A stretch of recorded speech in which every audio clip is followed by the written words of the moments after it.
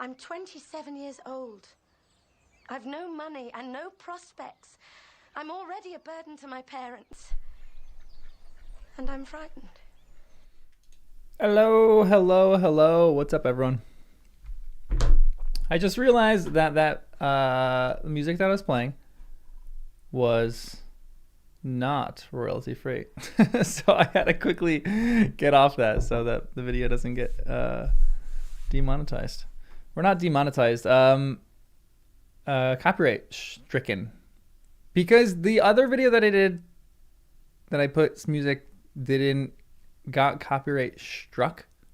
What's the right tense for that? And I had to trim out like the first minute, and that made the chat replay go away, which was annoying. It's bright. Does that change things? There's one little hole in the clouds right there that the sun is coming through. So let's wait. There's a bunch of different holes in the clouds, so I don't know. I might have to put my blind up. How's it going, everyone? How are you guys? We're gonna have inconsistent lighting this whole video, but it is a snowy wonderland here. Oh my gosh. So we just got snow, and it's just still sitting on the trees. Like, we have no wind. And it's not warm enough that the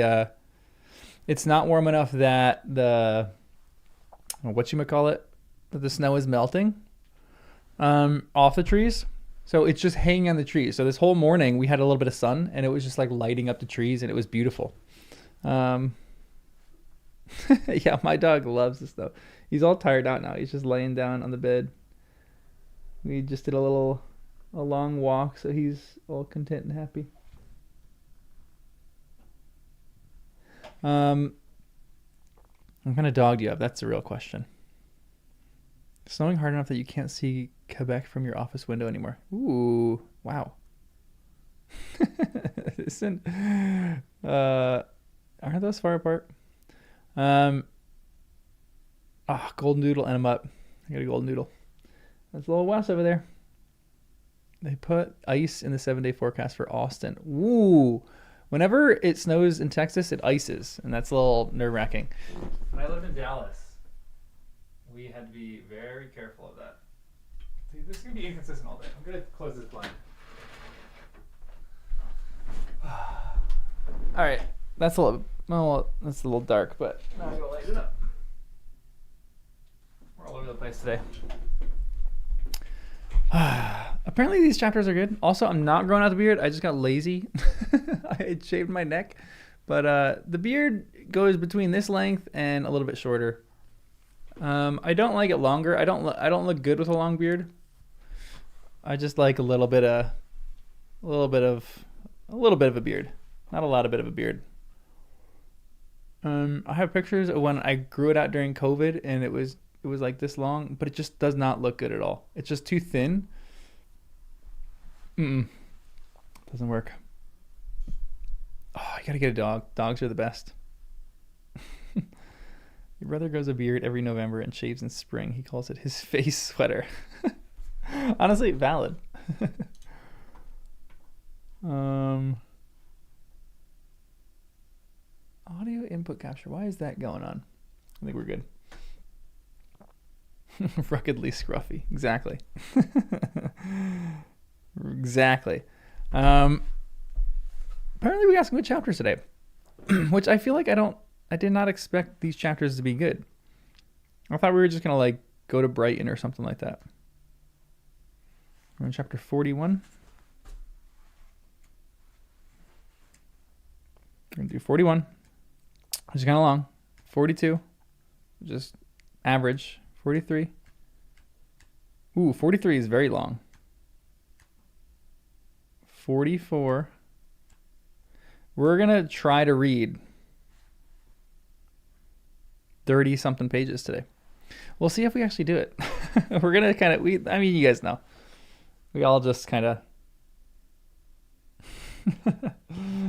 mentally stable Van Gogh.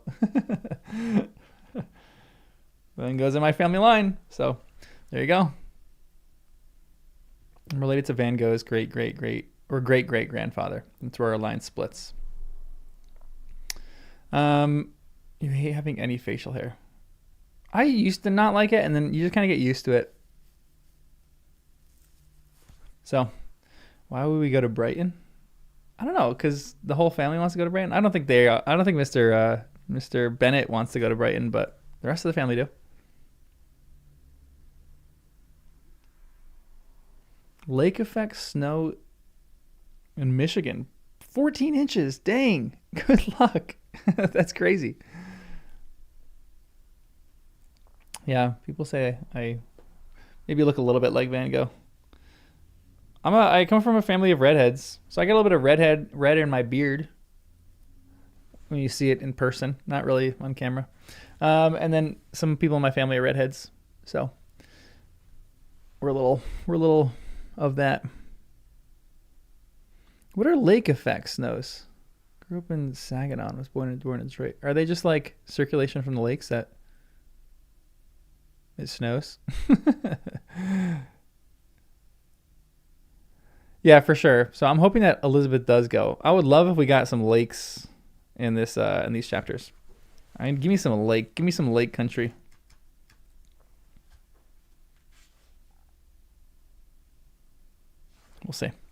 We'll see. Heavier, denser snow. Interesting. I wonder why.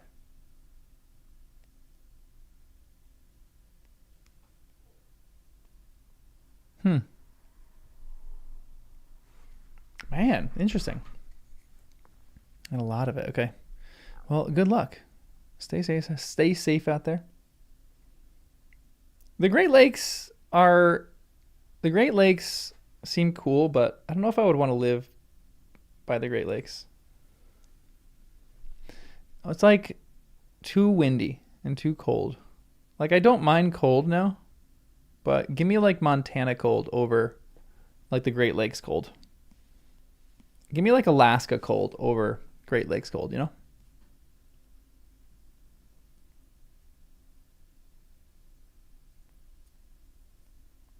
Yeah, I feel it just gets colder by the lakes, yeah.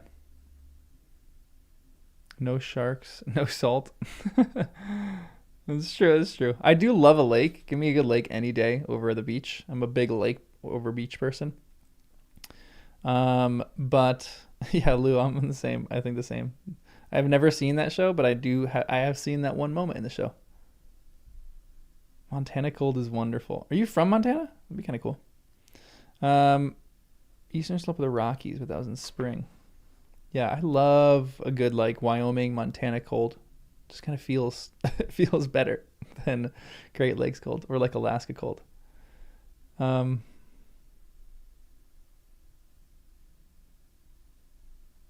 remember, yeah, when I lived in Dallas, the ice storms that we got were crazy.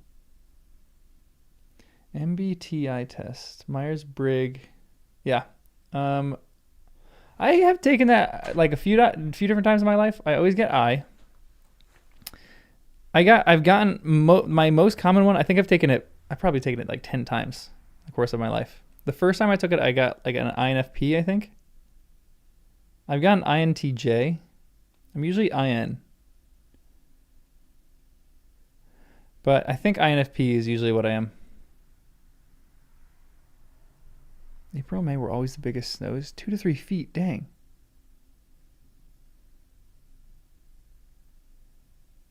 So your blood can handle more cold. Yeah, people from the north just kind of can handle a little bit more cold. Yeah, Nemo, I'm kind of with you. If your personality test doesn't change, are you even sane? I kind of agree. I feel like if your personality test isn't changing as you are maturing and becoming different, I'm kind of with you, Lana. I don't love personality tests that much.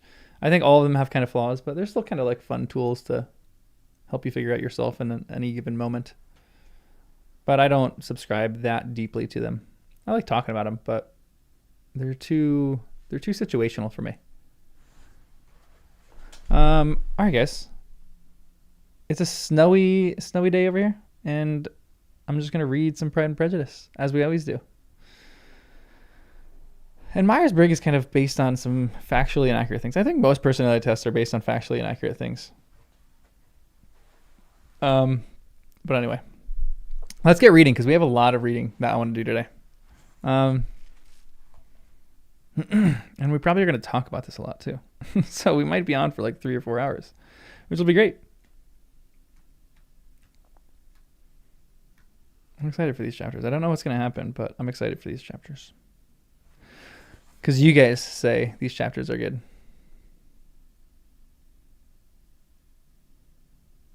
You're a sociopath or you're just immature. All right, chapter 41. The first week of their return was soon gone. The second began. It was the last of the regiment's stay in Meryton, and all the young ladies in the neighborhood were drooping apace.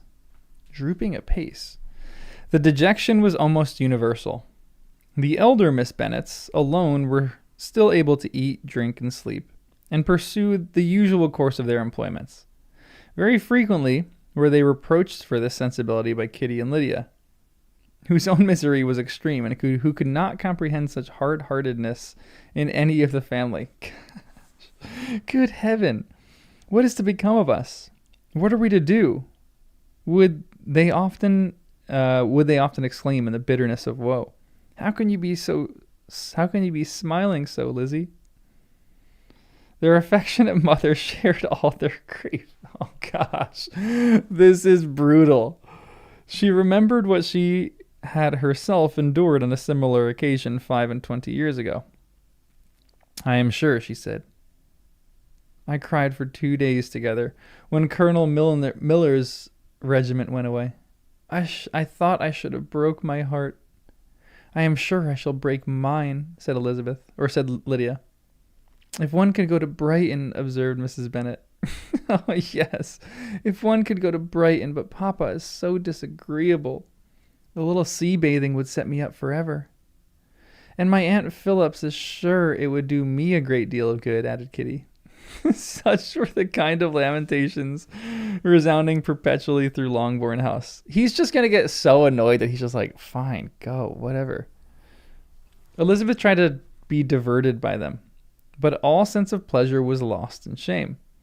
She felt anew the justice of Mr. Darcy's objections, and never had she before been so much disposed to pardon his interference in the views of his friend. And never had she before been so much disposed to pardon his interference in the views of his friend.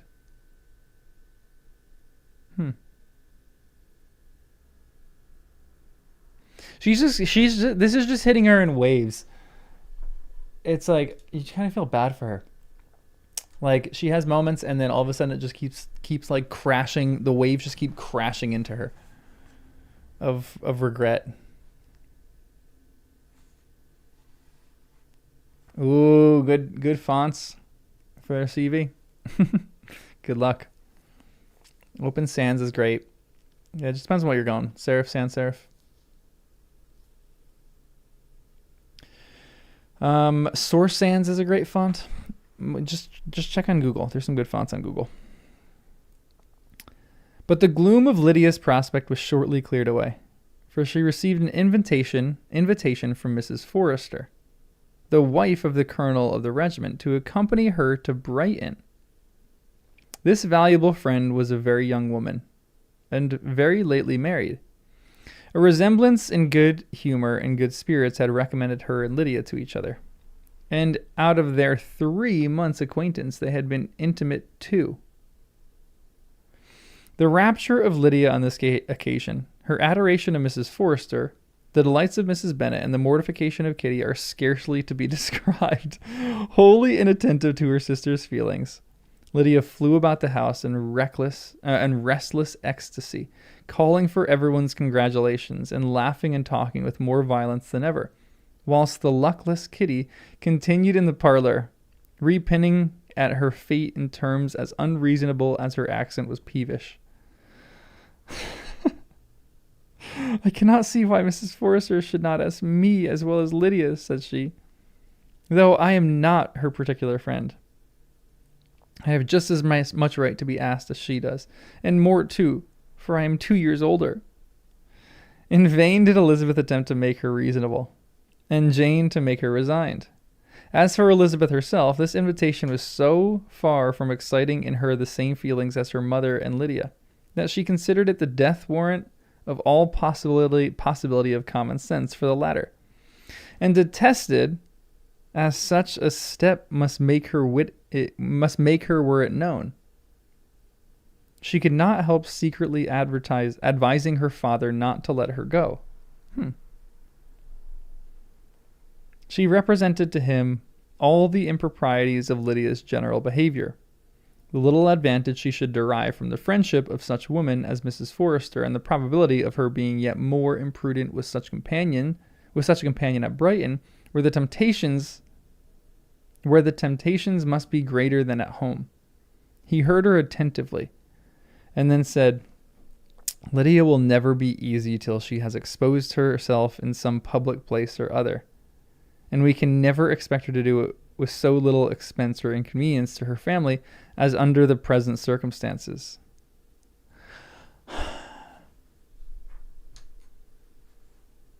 Huh? In one sense, does he understand his daughter really well? And in another sense, is he just dumb? Lydia will never be easy till she has exposed herself in some public place or other, and we can never expect her to do it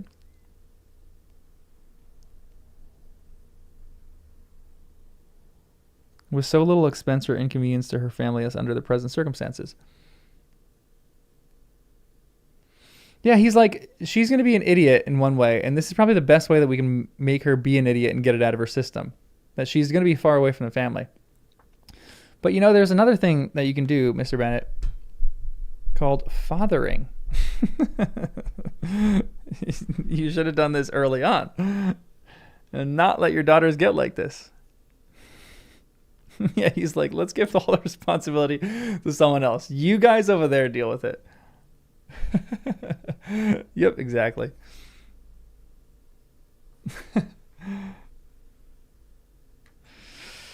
All right, well, good for him. Do whatever he wants to do, I guess. If you were aware, said Elizabeth, of the very great disadvantage to us all, which must arise from the public notice of Lydia's unguarded and imprudent manner, nay, which has already arisen from it, I am sure you would judge differently in the affair. Already risen, repeated Mr. Bennet. What, has she frightened away some of your lovers? Poor little Lizzie. But do not be cast down. Such squeamish youth cannot bear to be connected with a little absurdity. Such squeamish youths as cannot bear to be connected with a little absurdity are not worth a regret.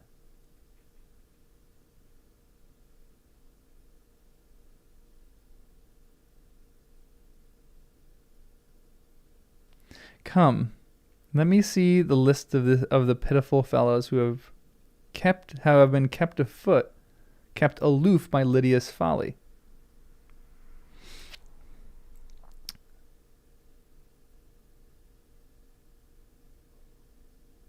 I don't like this. I think the more and more that the further you get along in this book, I think the lower maybe your opinion gets of him. Indeed, you aren't mistaken. I have no such injuries to resent. It is not of peculiar, but of general evils, which I am now complaining. Our importance, our respectability in the world must be affected by the wild volatility. The assurance and disdain of all restraint which mark Lydia's character.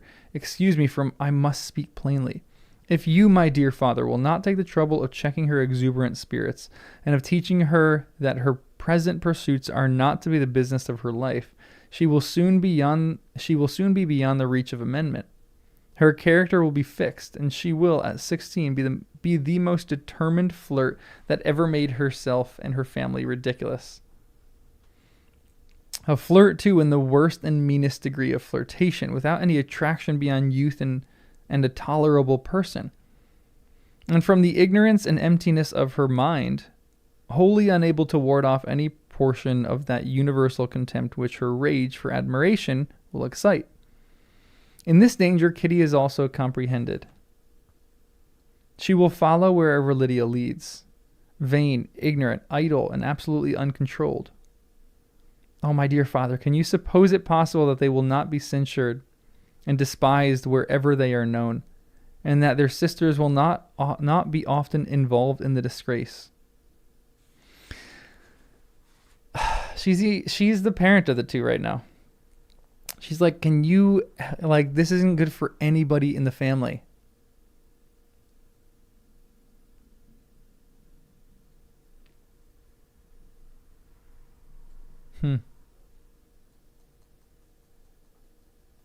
Yeah, he just doesn't care. He just is so checked out. I'm curious what his response is going to be to this. Mr. Bennet saw that her whole heart was in the subject. Okay, smart enough. And affectionately taking her hand, said in reply, "Do not make yourself uneasy, my love. Wherever you and Jane are known, you must be respected and valued. And you will not appear to less advantage for having a couple of, or may I say 3, very silly sisters." That's like he just doesn't know and doesn't understand. I think he's not socially adept. He doesn't understand that this actually is the case. And that this has literally been the case. Like Lizzie is in her head. She's like, Jane isn't respected anymore because of my sisters. And he is sitting there going, oh, don't worry. Wherever you guys go, people are going to think highly of you despite your 3 sisters and your mother. And Elizabeth in her head's just ripping her hair out going, you don't know what I know. We shall have no peace at Longbourn if Lydia does not go to Brighton. Let her go then. Which that's, to be honest, he is right on that. And I think that's all he really wants or cares about. He wants peace in his life. He doesn't necessarily even care for his daughter's future so much as just he himself wants peace. Which is interesting because the way that he could probably get peace is if his daughters are married in proper society. So he's just kind of... Well, yeah, she tried to tell him and he mocked her for it, for sure. But she is like she's telling him in like a very, I'm telling you, but I'm not telling you kind of way. Like, which is what she needs to do. She can't really tell him in the clear way, I think.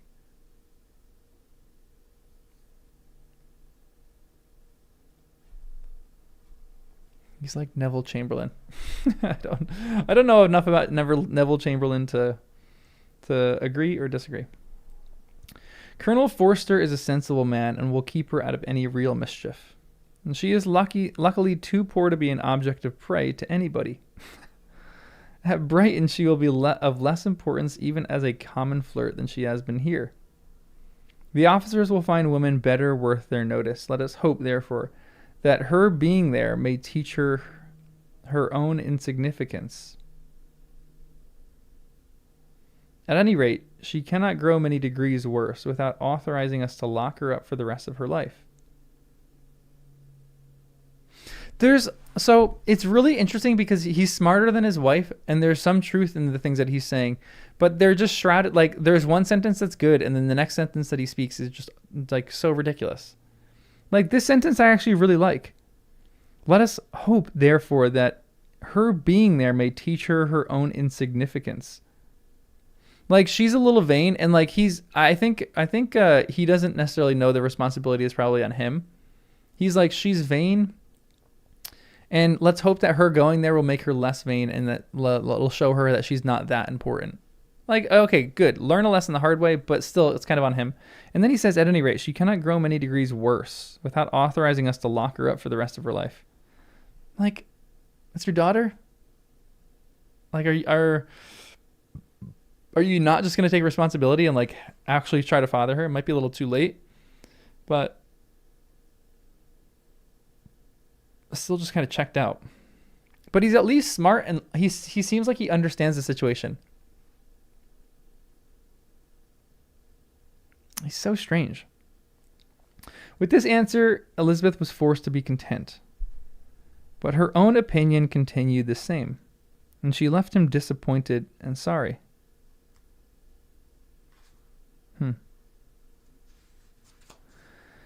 It was not in her nature, however, to increase her vexations by dwelling on them. She was confident of having performed her duty, and to fret over unavoidable evils or arguments or augment them by anxiety. There was no part of her disposition.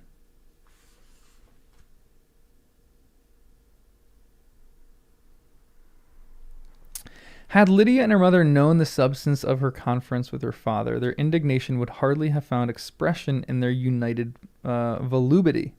Volubity, what is that word? In Lydia's imagination, a visit to Brighton comprised every possibility of earthly happiness. She saw with the creative eye of fancy the streets of that gay bathing place covered with officers. She saw herself the object of attention to tens and to scores of them at present unknown. She saw all the glories of the camp, its tents stretched forth in beauteous uniformity of lines, crowded with the young and the gay, and dazzling with scarlet. And to complete the view, she saw herself seated beneath a tent, tenderly flirting with at least 6 officers at once. Had she known that her sister sought to tear her from such prospects and such realities as these, what would have been her sensations? They could have been understood only by her mother, who might have felt nearly the same.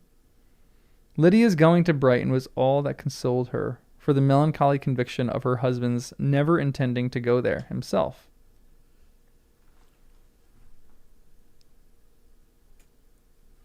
Wait, Lydia's going to Brighton.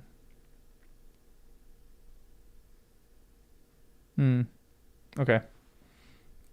Mrs. Bennet needs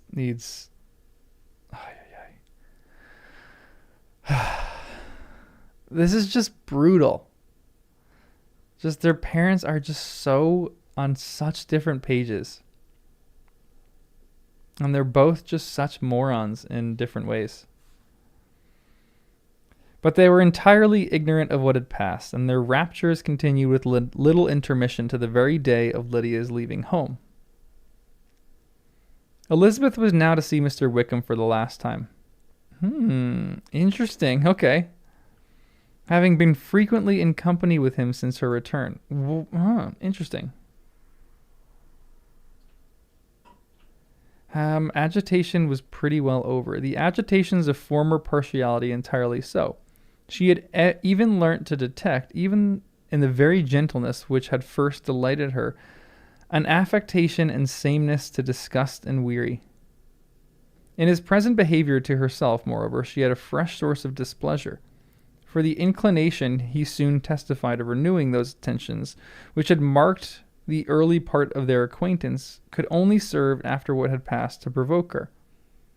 She lost all concern for him in finding herself thus selected as the object of such idle and frivolous gallantry, and while she steadily repressed it, could not but feel the reproof contained in his believing that however long and for whatever cause his attentions had been withdrawn, her vanity would be gratified and her preference secured at any time by their renewal.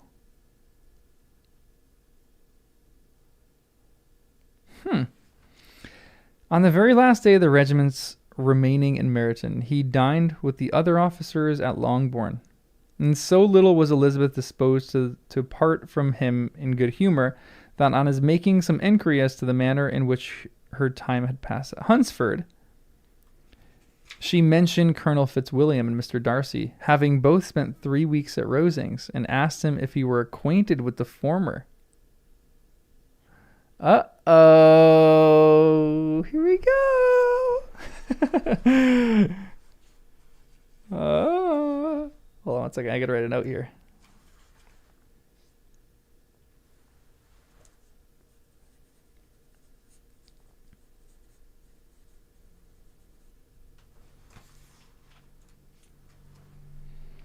He looks surprised, displeased, alarmed. but with a moment's recollection and a returning smile replied that he had formerly seen him often, and after observing that he was a very gentlemanlike man, asked her how she had liked him. Her answer was warmly in his favor. With an air of indifference, he soon afterwards said, "How long did you say that he was at Rosings?" Oh, he's trying to suss her out right now. Interesting.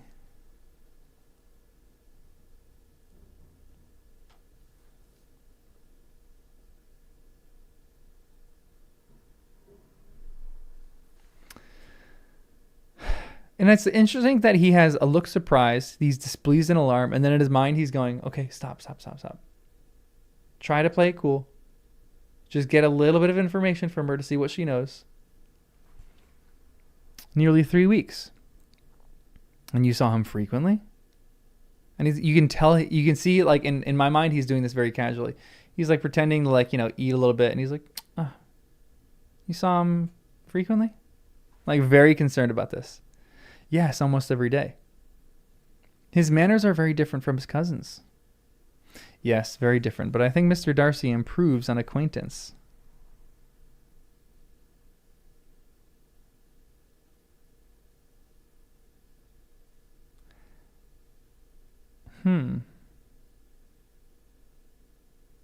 Interesting.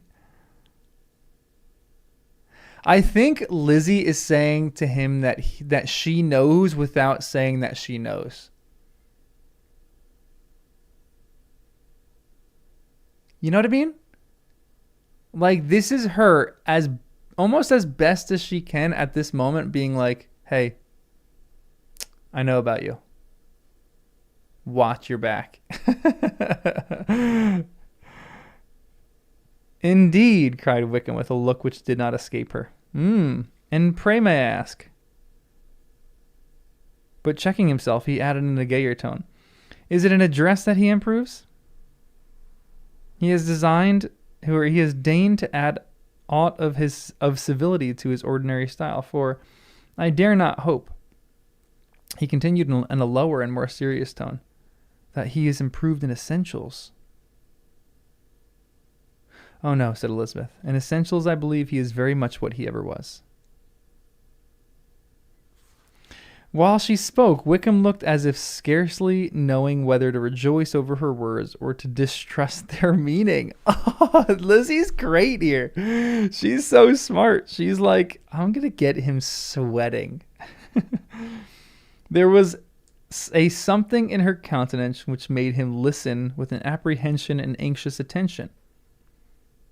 While she added, when I said that he improved on acquaintance, I did not mean that either his mind or his manners were in a state of improvement, but that from knowing him better, his disposition was better understood.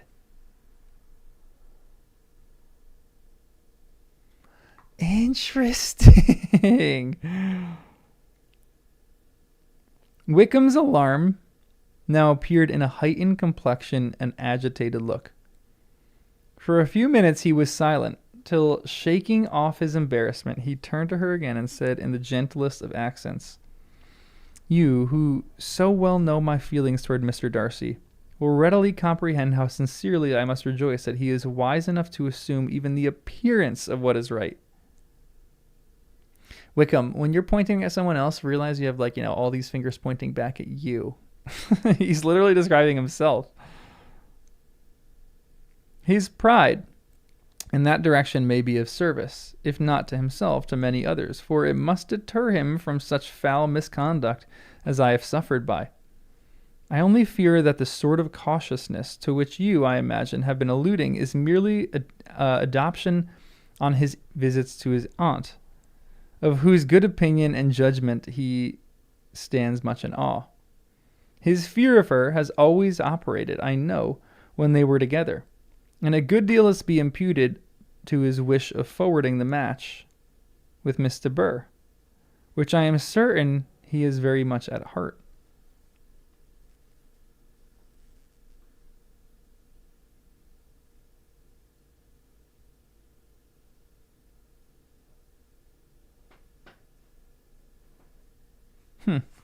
Elizabeth could not repress a smile at this, but she answered only by slight inclination of the head. She saw that he wanted to engage her on this old subject of his grievances, and she was in no humor to indulge him. The rest of the evening passed with the appearance, on his side, of usual cheerfulness, but with no farther attempt to distinguish Elizabeth. And they parted at last with mutual civility, and possibly a mutual desire of never meeting again. Dang! This is great. I like, again, it's fun how this is all just written from Jane's narration perspective, and or Elizabeth's. And Elizabeth probably in her head is like, I got him. I told him that I know. And now he's panicking, and he probably never wants to see me again. Huh. When the party broke up, Lydia returned with Mrs. Forrester to Meryton, from whence they were to set out the next morning. The separation between her and her family was rather noisy than pathetic. Kitty was the only one who shed tears, but she did not weep from vexation and envy. Mrs. Bennet was diffuse in her good wishes for the felicity of her daughter, and impressed in her injunctions that she would not miss the opportunity of enjoying herself as much as possible. Advice which there was every reason to believe would be attended to. And in the clamorous happiness of Lydia herself in bidding farewell, the more gentle adieus of her sister were uttered without being heard.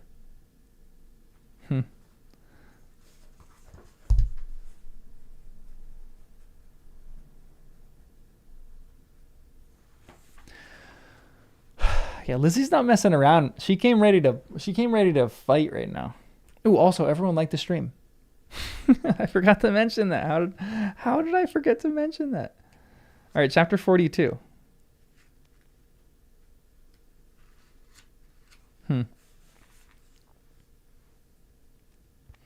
Had Elizabeth's opinion been all drawn from her own family, she could not have formed a very pleasing picture of conjugal felicity or domestic comfort.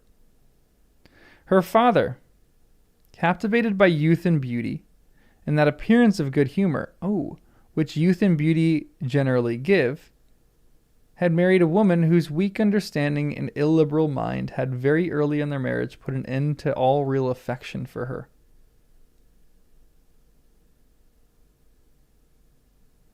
Respect, esteem, and confidence had vanished forever, and all his views of domestic happiness were overthrown.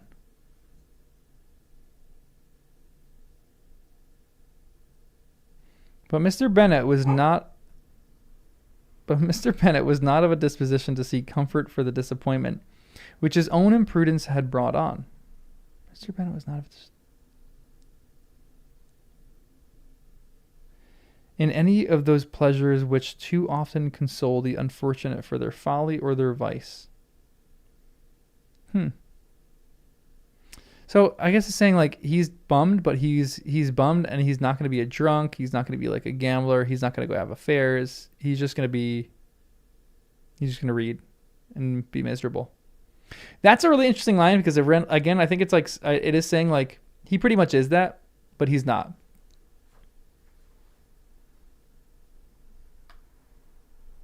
Like he wants to, but he's not going that far, which is really interesting, I think. He was fond of the country and of books, and from these tastes had arisen his principal enjoyments. To his wife he was very little otherwise indebted than as her ignorance and folly had contributed to his amusement. This is not the sort of happiness which a man would in general wish to owe to his wife, but where other powers of entertainment are wanting, the true philosopher will derive benefit from such as are given.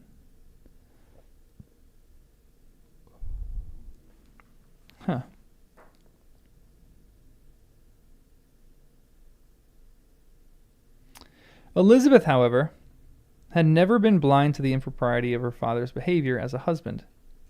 She had always seen it with pain, but respecting his abilities and grateful for his affectionate treatment of herself,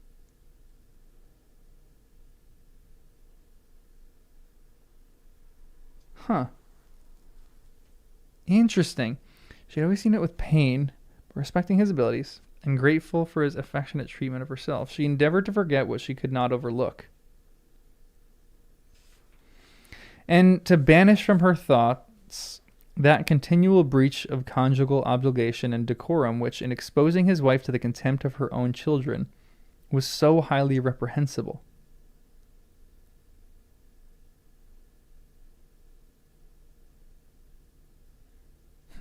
What does that mean? Banish from her thoughts the continual breach of conjugal obligation and decorum which, in exposing his wife to the contempt of her own children, was so highly reprehensible.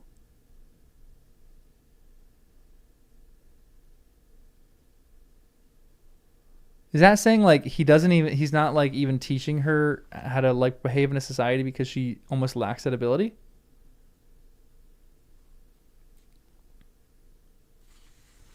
Teasing his wife in front of the kids. Interesting. She endeavored to forget not what she could overlook, and to banish from her thoughts that continual breach of conjugal obligation and decorum which, in exposing his wife to the contempt of her own children, was so highly reprehensible.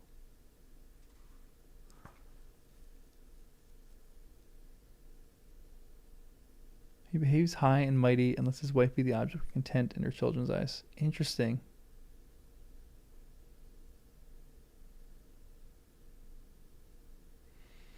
Yeah, I mean, you wonder how much it would have solved if he just stood up for his wife like that.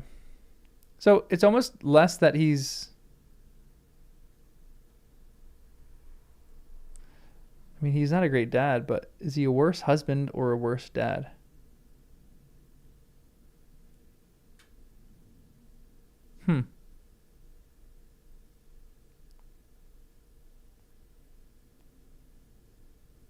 I almost feel like he's a worse husband than a worse father. He's at least a father to one of his daughters. 1.5. Because I think if he was a better, if he actually, sorry, I gotta change my lighting on this.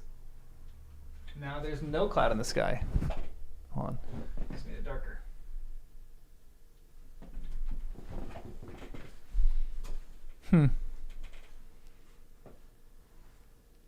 1.5 daughters approve.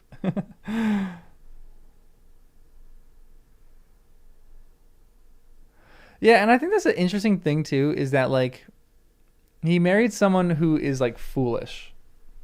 He married, like, to me, like someone who is a Lydia or someone who's like a Kitty or both of them, but who just aged up and is exactly the same as they were when they were a child. And he kind of fell in love with that as a kid, as like a teen, or however old he was when he got married, and is like living to regret that every single day of his life. But I don't know. I guess you can kind of make the most of those situations and just like suck it up and be like, okay, I'm still going to be a good husband and a good father. But he doesn't like to operate like that. Like I think just the simple defending his wife might have solved a lot of the child issues. But this is a complicated issue.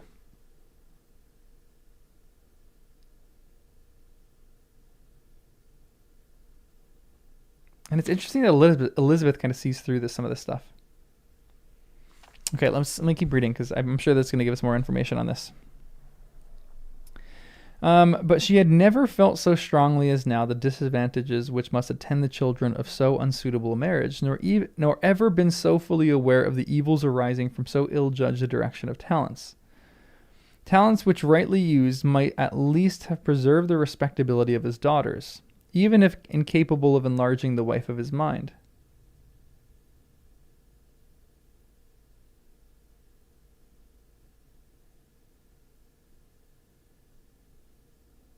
That is a great line. It's like his smarts could have saved the daughters.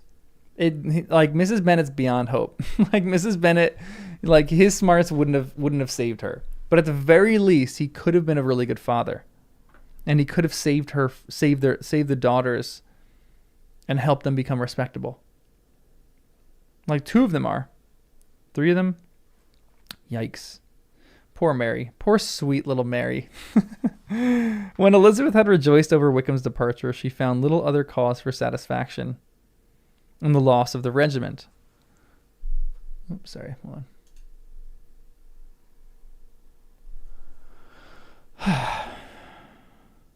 So,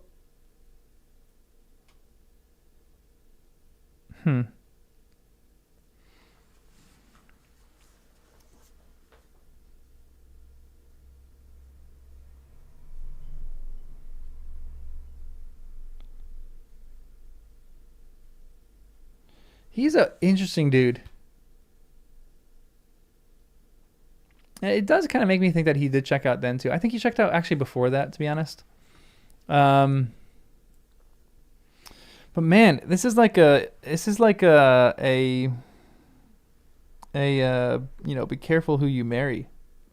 Think about it with a lot of sense, because I don't think anybody wants to be in this kind of marriage, but there's a point where if you're in this kind of marriage, you're like, okay, I still have to make the most of it for my children. Like, I'm not going to be that happy in the rest of my life, but I'm going to make sure my children are happy. And he just checked out of both. Like, okay, look, like you might not really, really love the person that you married. You might think that they're an idiot and they're stupid and they're foolish, but for sure, that's you got to live with that. You made that decision. You got to live with that. Now you have 5 daughters. Go be a good father. And let that be your life's purpose. Don't let your life's purpose be sitting in your office and just reading and making light of silly inconsistencies in people. Like he should have had a different sense of like purpose in this, and he just didn't. So I think he was checked out even before. I think that line is really, really interesting too. The respectability of his daughters, even if incapable of enlarging the mind of his wife. Like his wife was beyond hope. At that point, when you realize your wife is kind of beyond hope, work with your daughters. But there's also a point in it where like he definitely could have figured that out. And I think that's almost Elizabeth's gripe. It's like, yeah, my mom's crazy, but he could have helped us out. But how, like, it would have been doubly as hard because she would have been like messing and trying to like, sway them in the Lydia and Kitty direction. And it would have been really challenging for him, but he should have still tried that. He should have still done that.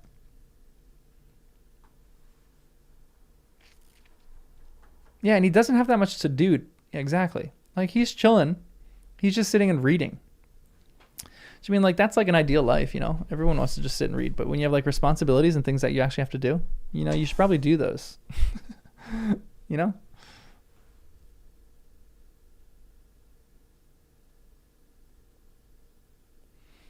He just wanted boys after Lizzie, honestly, legitimately. And then he just kind of gave up when there was more and more. And you can see like the daughter's getting like a little worse, a little worse, a little worse until the youngest is the worst of all.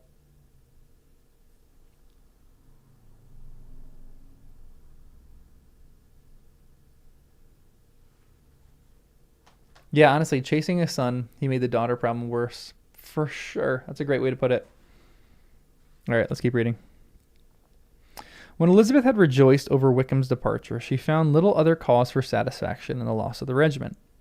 Their parties abroad were less varied than before, and at home she had a mother and sister whose constant repinings at the dullness of everything around them threw a real gloom over the domestic circle. And though Kitty might in time regain her natural degree of sense, since the disturbers of her brain were removed, her other sister, from whose disposition greater evil might be apprehended, was likely to be hardened in any of her folly and by an assurance, by a situation of such double danger as a watering place and a camp. Upon the whole, therefore, she found what has been sometimes found before, that an event to which she had looked forward with impatient desire did not in taking place bring all the satisfaction she had promised herself. It was consequently necessary to name some other period for the commencement of actual felicity, and to have some other point on which her wishes and hopes might be fixed, and by again enjoying the pleasure of anticipation, console herself for the present and prepare for another disappointment. Her tour to the lakes was now the object of her happiest thoughts. It was her best consolation for all the uncomfortable hours, which the discontentedness of her mother and Kitty made inevitable. And could she have included Jane in the scheme, every part of it would have been perfect.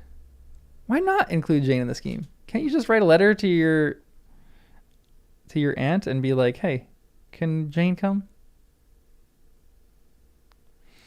But it is fortunate, thought she, that I have something to wish for.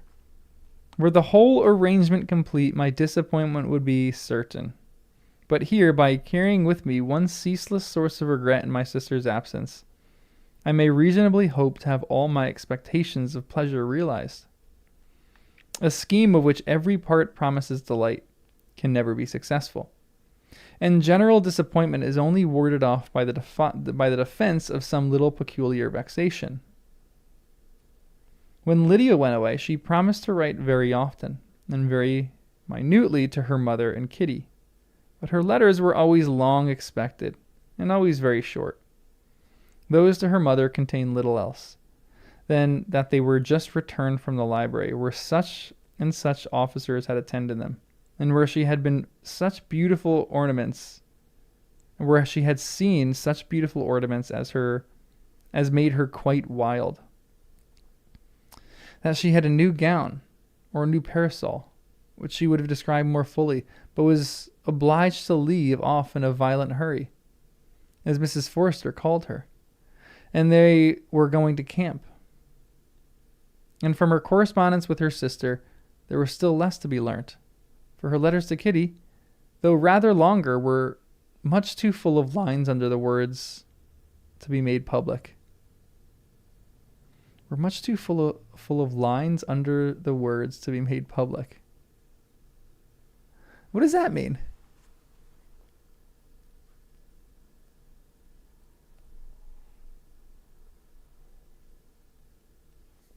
Yeah, if you were the Gardners, would you leave your children with Mrs. Bennet? It's a great, great question. Great point. After the first fortnight, or 3 weeks of her absence, health and good humor and cheerfulness began to reappear at Longbourn. Everything wore a happier aspect. The families who had been in town for the winter came back again. And summer finery and summer engagements arose. Mrs. Bennet was restored to her usual querulous serenity. And by the middle of June, Kitty was so much recovered as to be able to enter Meryton without tears, an event of such happy promise as to make Elizabeth hope that by the following Christmas she might be so tolerably reasonable as not to mention an officer above once a day, unless by some cruel and malicious arrangement at the War Office another regiment should be quartered in Meryton. Honestly, this is probably one of the best things that you can have for Kitty. Like, Kitty is now just spending, like, Elizabeth is going into mother mode here. She's like, if my father's not going to do it, if my mother's not going to do it, I'm going to do it. The time fixed for the beginning of their northern tour was now fast approaching, and a fortnight only was wanting of it when a letter arrived from Mrs. Gardner, which at once delayed its commencement and curtailed the event. Oh no. Mr. Gardner would be prevented by business from setting out till a fortnight later in July, and must be in London again within a month. And as that left too short a period for them to go so far, and see so much as they had proposed, or at least to see it with leisure and comfort they had built on, they were obliged to give up the lakes and substitute a more contracted tour, and according to the present plan, were to go no farther northward than Derbyshire. No, that's a bummer. In that county, There was enough to be seen to occupy the chief of their 3 weeks. And to Mrs. Gardner, it had a peculiarly strong attraction. The towns where she had formerly passed some years of her life, and where they were now to spend a few days, was probably as great an object of her curiosity as all the celebrated beauties of Matlock, Chatworth, Dovedale, or the Peak.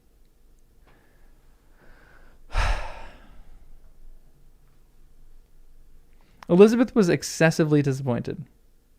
She had set her heart on seeing the lakes, and still, though there might have been time enough, but it was her business to be satisfied, and certainly her temper to be happy, and all was soon right again. With the mention of Derbyshire, there were many ideas connected. It was impossible for her to see the word without thinking of Pemberley and its owner. Okay, but surely, she said, I may enter his county with impunity, and rob it of a few petrified spars without its perceiving me.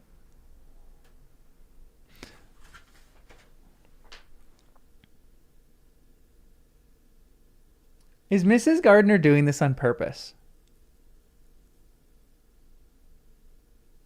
I don't think so.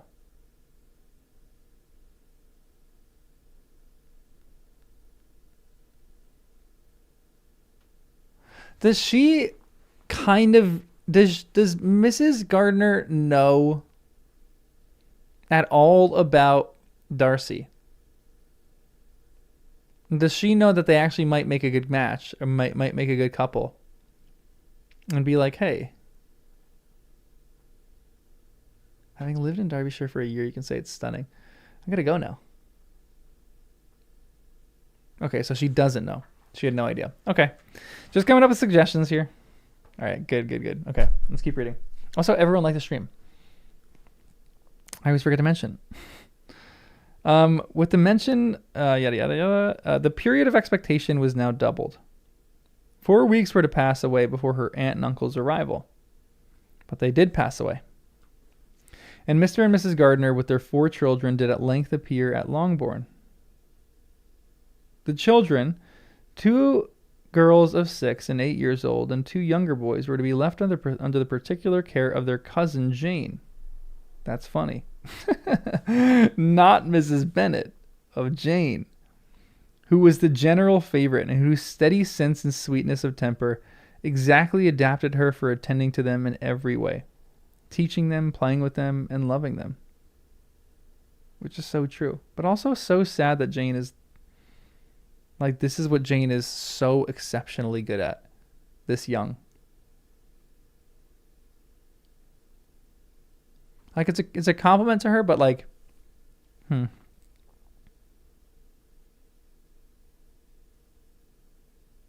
Like, this should be Mrs. Bennet's job, and she should be exceptional at this. She should be so good at this. But the responsibility is falling to Jane. The Gardners stayed only one night at Longbourn, and set off the next morning with Elizabeth in pursuit of novelty and amusement. One enjoyment was certain, that of suitableness as companions, a suitableness which comprehended health and temper to bear inconveniences. I kind of like that line too. Hey, KM, thanks for the $5. Young kids never appear in Austen novels for long. Interesting. Yeah, she doesn't seem like she's interested. Dickens put a lot of kids in his novels, but definitely not Austen. Let me just pop in real quick. She's more concerned with adults.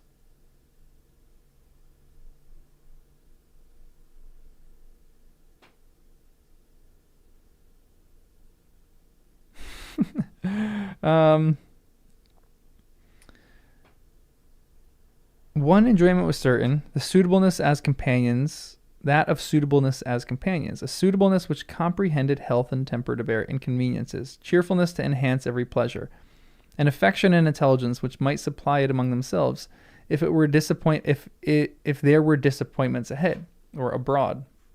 That's good. They're good travel partners. I like that.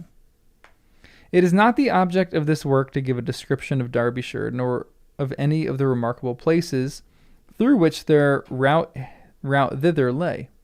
Oxford, Blenheim, Warwick, Kenilworth, Birmingham, etc., are sufficiently known. A small part of Derbyshire is all the present concern to the little town of Lambton, the scene of Mrs. Gardner's former residence, where she had lately learned that some acquaintance still remained. They bent their steps, after having seen all the principal wonders of the country, and within 5 miles of Lambton, Elizabeth found from her aunt that Pemberley was situated. It was not in their direct road. They were more than a mile or two out of it. In talking over their route the evening before, Mrs. Gardner expressed an inclination to see the place again. Mr. Gardner declared his willingness, and Elizabeth was applied to for her approbation. My love, should not you like to see a place of which you have heard so much, said her aunt. A place, too, with which so many of your acquaintances are connected. Wickham passed all his youth there, you know. Elizabeth was distressed. She felt that she had no business at Pemberley. So she's going to Pemberley. Okay, Darcy's got to be there, no? He's for sure going to be there. Hi, Wes. What's up, buddy? What are you doing? He's just looking at me reading now. Oh, it's a good boy.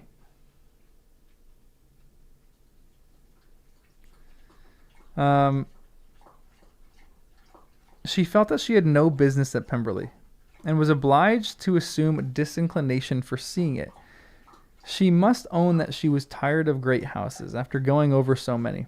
She really had no pleasure in fine carpets or satin curtains. Mrs. Gardner abused her stupidity. If it were merely a fine house richly furnished, she said, I should not care about it myself, but the grounds are delightful. They have some of the finest wood in the country. Elizabeth said no more, but her mind could not acquiesce. The possibility of meeting Mr. Darcy while viewing the place instantly occurred. It would be dreadful. She blushed at the very idea, and thought it would be better to speak openly to her aunt than to run such a risk. But against this there were objections, and she finally resolved that it could be the last resource if her private inquiries to her absence of the family were unfavorably answered. Accordingly, when she retired at night, she asked the chambermaid whether Pemberley were not a very fine place, and what was the name of its proprietor, and with no little alarm whether the family were down for the summer. A most welcome negative followed the last question. Oh, bummer. And her alarms being now removed, she was at leisure to feel a great deal of curiosity to see the house herself. Interesting. And when the subject was revived the next morning, and she was again applied to, could readily answer, and with a proper air of indifference, that she had not really any dislike to the scheme. To Pemberley, therefore, they were to go. What a good line. To Pemberley, therefore, they were to go. Fitz, thanks for the 7 Canadians. This is where my husband looked at me in the eyes and said, I see women haven't changed in 200 years. We do love a bit of snoop on a crush. 100%. Absolutely.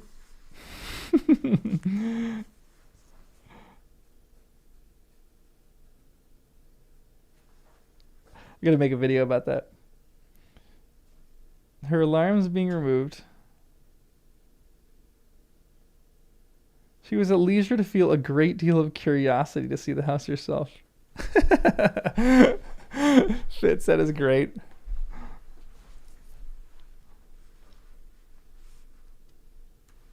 I just want to go check it out. He's for sure gonna be there, no? Like he like we're talking like 95% certainty that he's gonna be there. He's either gonna be there or she's gonna go see the house, and then they're gonna meet again, maybe on the road somewhere else, and then they're gonna have and then like the gardeners are gonna be like, "Hey, we saw your place,"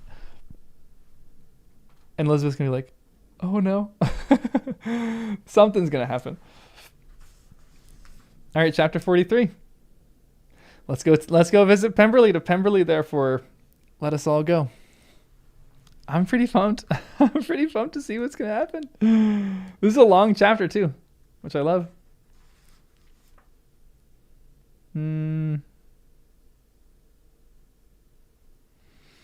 Elizabeth, as they drove along, watched for the first appearance of Pemberley Woods with some perturbation.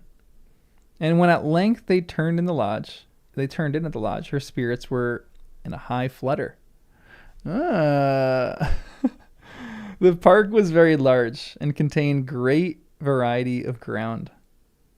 They entered it in one of the lowest points and drove for some time through the beautiful woods stretching over a wide extent. Elizabeth's mind was too full for conversation, but she saw and admired every remarkable spot and point of view. In her head, she's going, I could have had a good reading nook right there. I could have, gone on really nice walks right there. That would have been my sunset rock where I could have just sat on that rock and watched the sunset. They gradually ascended for half a mile and then found themselves at the top of a considerable eminence where the wood ceased, and the eye was instantly caught by Pemberley House, situated on the opposite side of a valley, into which the road with some abruptness wound. It was a large, handsome stone building, standing well on rising ground, and backed by a ridge of high woody hills. And in front, a stream in some natural importance was swelled into greater, but without any artificial appearance. Its banks were neither formal nor falsely adorned. Elizabeth was delighted. She had never seen a place for which nature had done more, or where natural beauty had been so little counteracted by an awkward taste. They were all of them warm in their admiration, and at that moment she felt that to be mistress of Pemberley might be something. That's hilarious. Oh, man.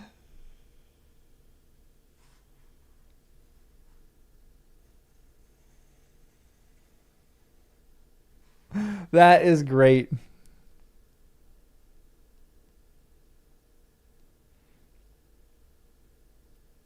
Yeah, fits exactly. Now she understands what Darcy is going through. How could she say no to me? I have such a nice spot.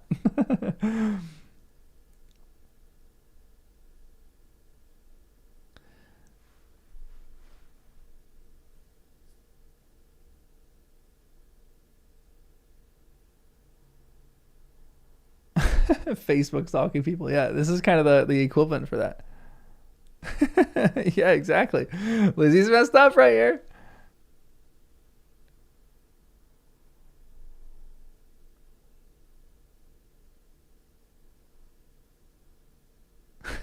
This is such a funny situation. Yeah, Darcy's got some good taste going on right now. And this is too why I kind of think that she, to some extent, just had feelings that were just slowly bubbling up, and they've kind of now hit their peak. Maybe not peak, but they're like starting to like ascend, just like they're descending, I guess now. So that doesn't. There's no image there, but I still think that she had feelings for him.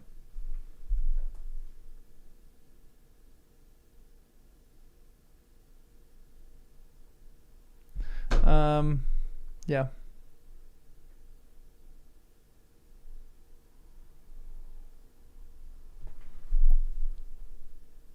In the '05 movie, they used Chatworth's house for Pemberley. Interesting. I want to go see this now.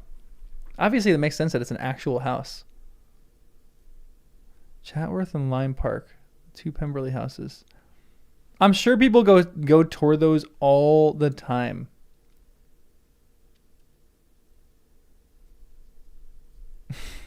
Yeah, it's another good point. Darcy's thinking she rejected all this because he sucks so bad, but she didn't know what she was rejecting. And it's great that she sees this after. If she saw this before the fact and then she's like, fine, I'll marry you, he wouldn't have felt great about it. But it's great that she sees this after.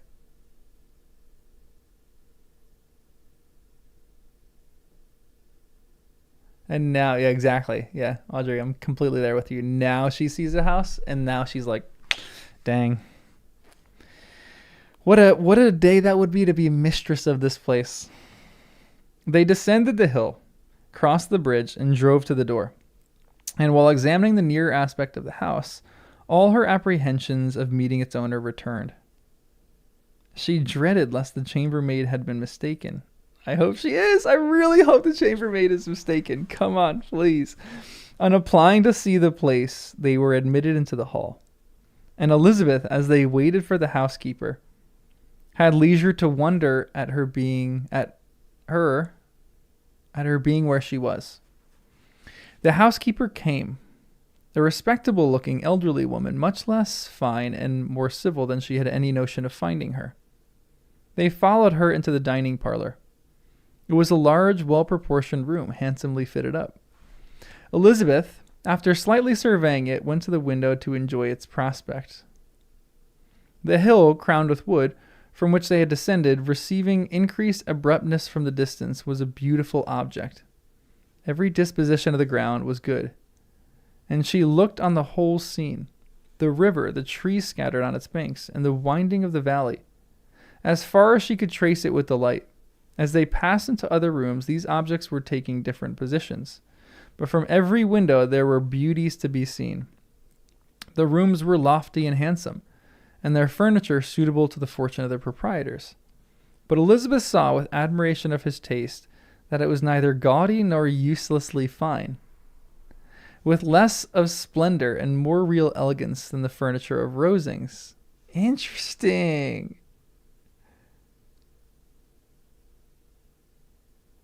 I like that line.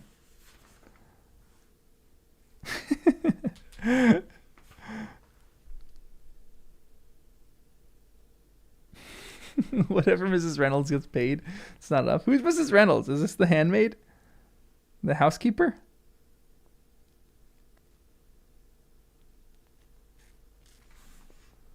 Oh, welcome to the Hot Tamales, Cam. Love that. Yeah, this is more of a home than a museum, for sure. You feel a little cozier here. Okay, she's a housekeeper. She knows what she's doing. She knows how to make this place a little home. Hey, thanks for the 10 again. I think it was in Men Prefer Blondes, a Marilyn Monroe quote. Don't you know that a man being rich is like a girl being pretty? You wouldn't marry a girl because she's pretty, but goodness, it helps. Ouch.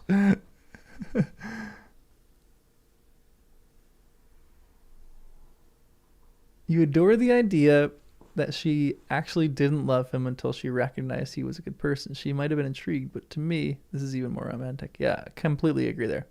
And I still just do think that she harbored some feelings for him early on, but we'll see. I think I'm kind of like half on that.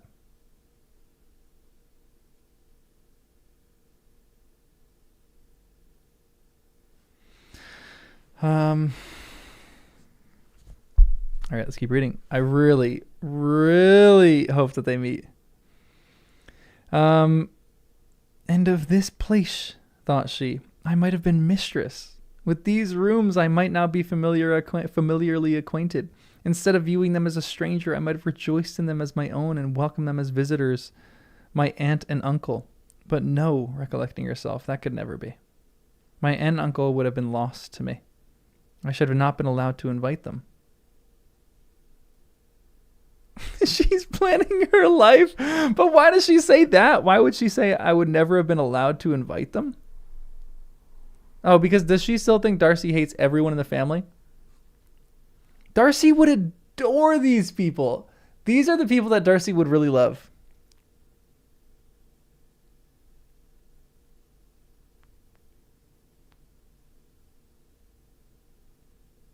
Like, I think that Darcy would really like these people. So they're they're in trade, they're a lower class, but still, if you actually got to know them, they're not stupid too. They're not going to like go up and introduce themselves. but Darcy and the Gardners would get along well. This was a lucky recollection. It saved her from something like regret. Oh, man. She longed to inquire of the housekeeper whether her master were really absent, but had not courage for it.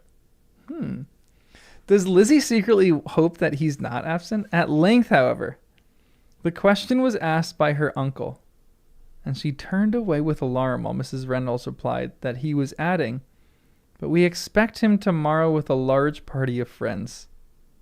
How rejoiced was Elizabeth at their own journey had not by any circumstance been delayed a day. Her aunt now called her to look at a picture. She approached and saw the likeness of Mr. Wickham suspended among several of other miniatures over the mantelpiece. Her aunt asked her smilingly how she liked it. The housekeeper came forward and told them that it was the picture of a young gentleman, the son of her late master's steward, who had been brought up by him at his own expense. He has now gone into the army, she added, but I'm afraid he has turned out very wild. Man, more confirmation. Mrs. Gardner looked at her niece with a smile, but Elizabeth could not return it. "And that," said Mrs. Reynolds, pointing to another of the miniatures, "is my master, and very like him. It was drawn at the same time as the other about 8 years ago." "I have heard much of your master's fine person," said Mrs. Gardner, looking at the picture. "It is a handsome face, but Lizzie, can you tell whether it is like or not?" Mrs. Reynolds' respect for Elizabeth seemed to increase on this intimation of her knowing her master. Oh. This is hilarious, too, because this is like Elizabeth is becoming BFFs with the housekeeper before Darcy. This is so good, because now they're going to love each other before, before Darcy and Elizabeth really get to know each other. She's going to send a message ahead. Hold on. Does she set this whole thing up? Is Mrs. Reynolds going to be like, send a quick horse out to Darcy. Get your friends and get them coming immediately. I have a woman here who would be perfect for you. Come on. I wonder what their relationship is. Does that young lady know Mr. Darcy? Elizabeth colored and said, "A little." "Then do you not think him a very handsome gentleman, ma'am?" "Yes, very handsome." "I am sure I know none so handsome. But in the gallery upstairs you will see a finer, larger picture of him than this. The room was my late master's favorite room, and these miniatures are just as they used to be then. He was very fond of them." This accounted to Elizabeth for Mr. Wickham's being among them. Mrs. Reynolds then directed their attention to one of Miss Darcy, drawn when she was only 8 years old. "And is Miss Darcy as handsome as her brothers?" said Mr. Gardner. "Oh yes, the handsomest young lady that was ever seen, and so accomplished. She plays and sings all day long." Is she gonna be here? Where is she now? She's with her, is she with a governess somewhere? "She plays and sings all day long. In the next room is a new instrument, just come down for her, a present from my master. She comes here tomorrow with him." Dude, this is crazy. Please, Mrs. Reynolds, I am begging you, please go send some other steward to go get Darcy, to go send a horse to Darcy, and please have them come. Come on.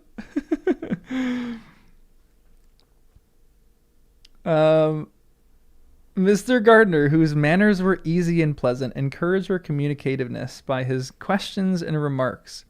Mrs. Reynolds, either from pride or attachment, had evidently great pleasure in talking of her master and his sister. "Is your master much at Pemberley in the course of the year?" "Not as much as I could wish, sir, but I dare say he may spend half his time here.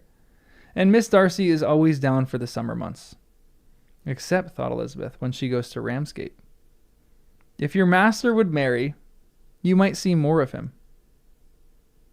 Yes, sir, but I do not know when that will be. I do not know who is good enough for him. This is so good. I love this conversation so much. This is just the best. Mr. and Mrs. Gardner smiled. Elizabeth could not help saying, "It is so very much to his credit, I am sure, that you should think so. I say no more than the truth, and what everybody will say that knows him," replied the other. Elizabeth thought this was going pretty far, and she listened with increasing astonishment as the housekeeper added, "I have never a crossword with him. I have never had a crossword from him in my life. And I have known him ever since he was 4 years old."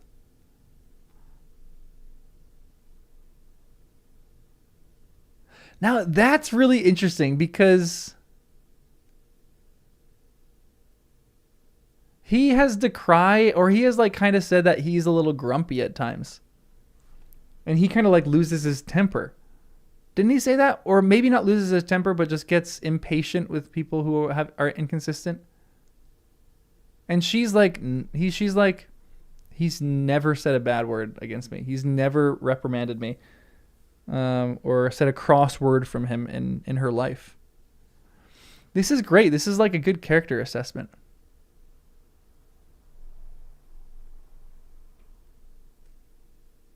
He's implacable, but still controls his temper. Yeah.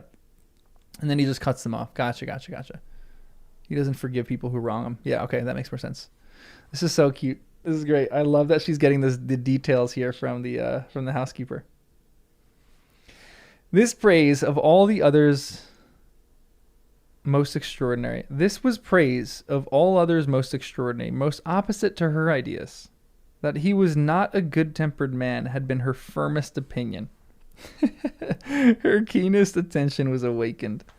She longed to hear more, and was grateful to her uncle for saying, "There are very few people of whom so much can be said. You are lucky in having such a master." "Yes, sir. I know I am. If I was going through the world, I could not meet with a better person. But I have always observed that they who are good-natured when children are good-natured when they grow up. And he was always the sweetest-tempered, most generous-hearted boy in the world." Elizabeth almost stared at her. Can this be Mr. Darcy, she thought. "His father was an excellent man," said Mrs. Gardner. "Yes, ma'am, that he was indeed. And his son will be just like him, just as affable to the poor." Elizabeth listened, wondered, doubted, and was impatient for more. What a woman here. She just is like, give me more of this hot, juicy tea, please. Mrs. Reynolds could interest her on no other point. She related the subjects of the pictures, the dimensions of the room, and the price of the furniture in vain. Mr. Gardner, highly amused by the kind of family prejudice to which he attributed her excessive commendation of her master, soon led again to the subject, and she dwelt with energy on his many merits as they proceeded together up the great staircase. Now, this is so great to me because you know that Mr. and Mrs. Gardner are giving Lizzie the side eye, and they're like trying to give her more information on this, and they're like just such good people at understanding the social cues here and what is going on. This is so funny. I love this.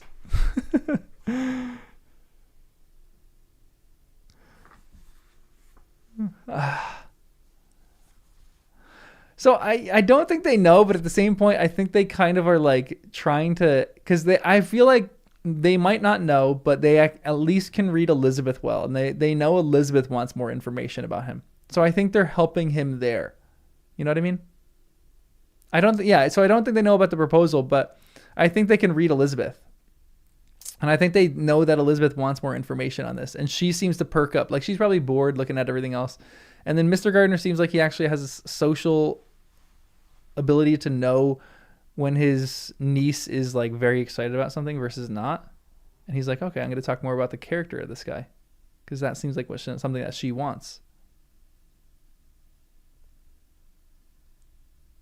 Yeah, maybe they're prejudiced against him and they're just trying to get more information themselves. Maybe. Whatever is going on, I love it. I just love this so much.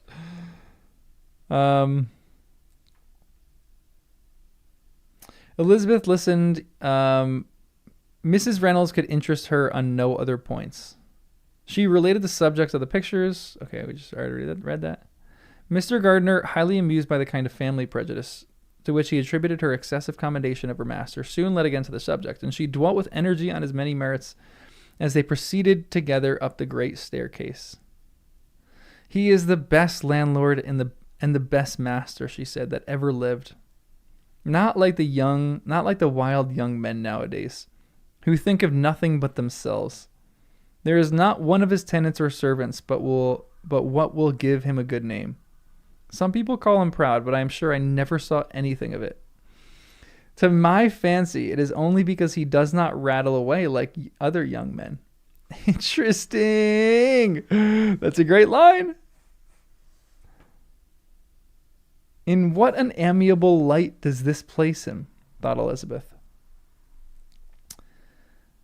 This fine account of him, whispered her aunt as they walked, is not quite consistent with his behavior to our poor friend. Perhaps we might be deceived. That is not very likely. Our authority was too good. On reaching the spacious lobby above, they were shown into a very pretty sitting room, lately fitted up with greater elegance and lightness than their apartments below, and were informed that it was but just done to give pleasure to Miss Darcy, who had taken a liking to the room when last at Pemberley. He is certainly a good brother, said Elizabeth, as she walked toward one of the windows.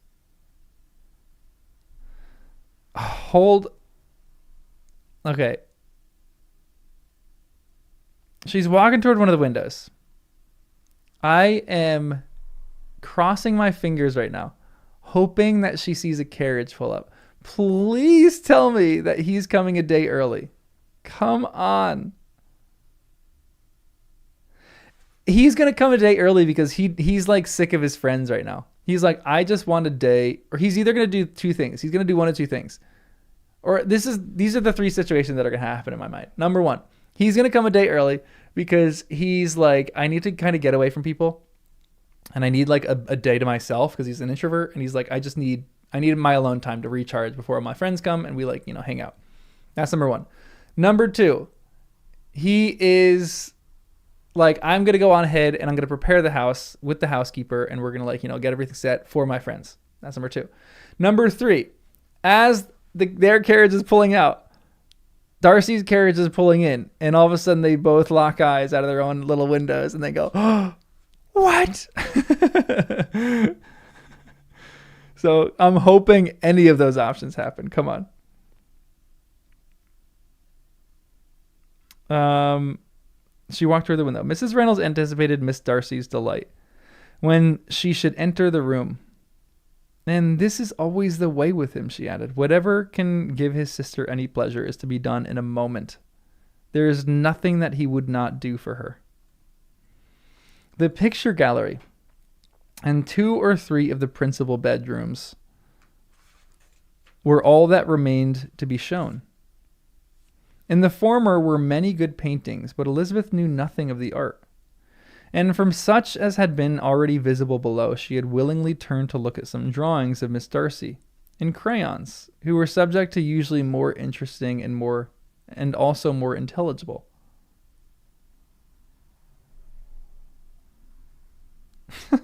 In the gallery there were many family portraits, but they could have little to fix the attention of a stranger. Elizabeth walked on in quest of the only face whose features would be known to her. At last it arrested her, and she beheld a striking resemblance of Mr. Darcy, with such a smile over the face. And she remembered to have sometimes seen when he looked at her. She stood several minutes before the picture in earnest contemplation, and returned to it again before they quitted the gallery. Mrs. Reynolds informed them that it had been taken in his father's lifetime. This is great.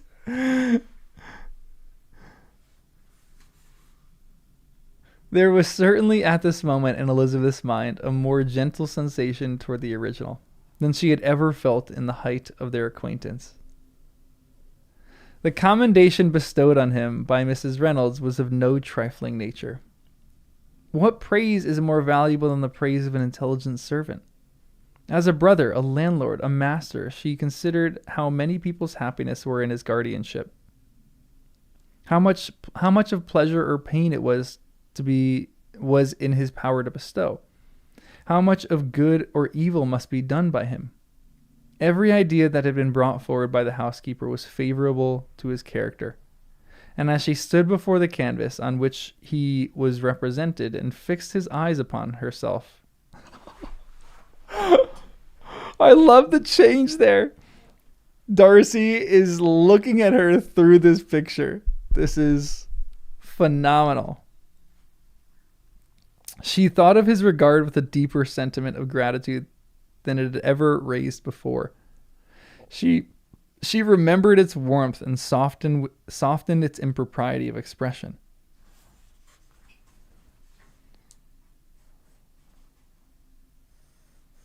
I'm not even taking notes because I'm so into this story right now.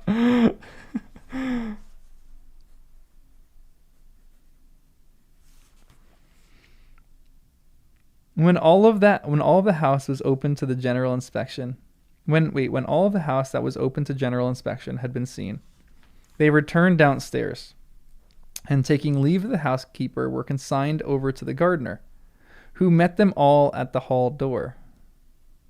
As they walked across the lawn toward the river, Elizabeth turned back and looked again. Her uncle and aunt stopped also, and while the former was conjecturing as to the date of the building, the owner of it himself suddenly came forward from the road.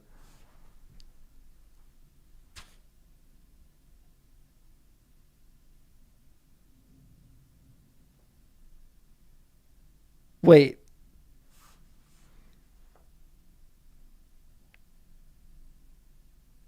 That just came out of nowhere.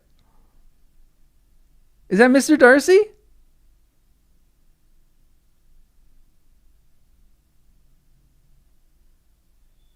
That just popped out of nowhere. No way. Let's go. Why did he come?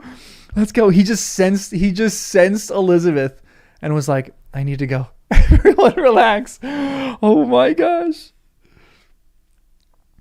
And while the former was conjecturing as to the date of the building, the owner of it himself suddenly came forward from the road, which led behind it to the stables.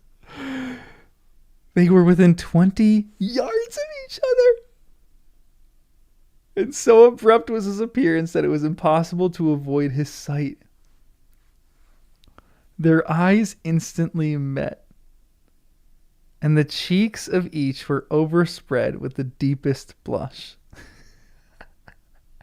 He absolutely started and for a moment seemed immovable from surprise, but shortly recovering himself, advanced toward the party and spoke to Elizabeth, if not in terms of perfect composure, at least of perfect civility. Oh! Wow. Anybody else having a hard time breathing right now? Whoa. I love that he comes out of nowhere on the page, just like he comes out of nowhere to Elizabeth. Like, I think this is better than like her seeing him from afar. Although it would have been kind of funny for her to see him from afar and like potentially maybe try to avoid him. Dang.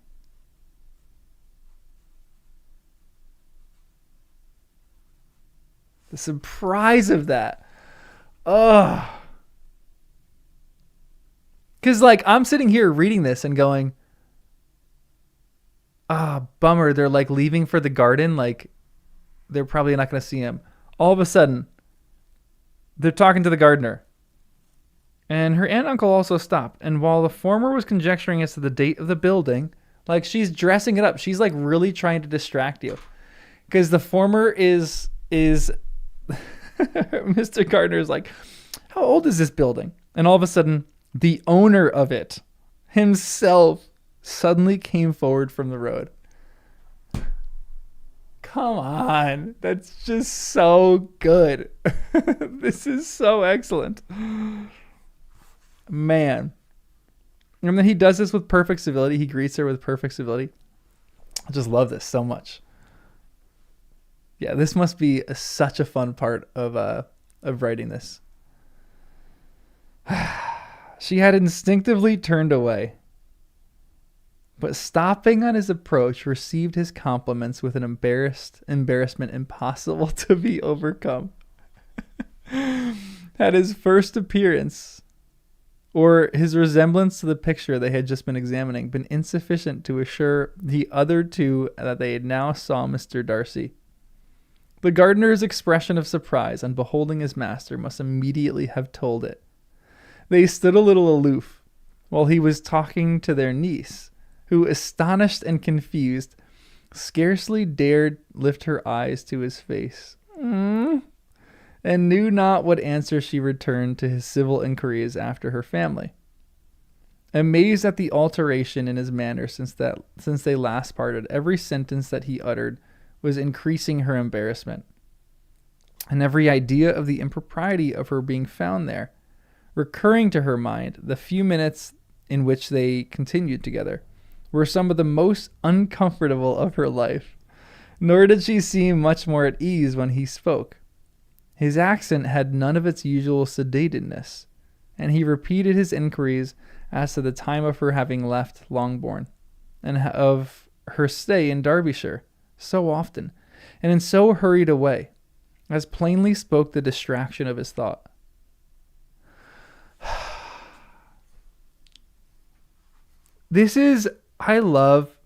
Guys, Darcy is like legitimately the greatest in this.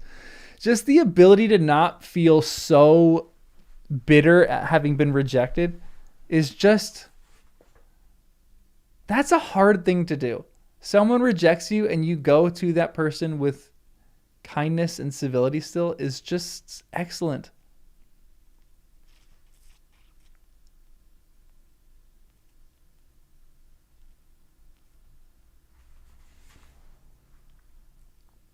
And she's just in hysterics, just so embarrassed here. Oh, man.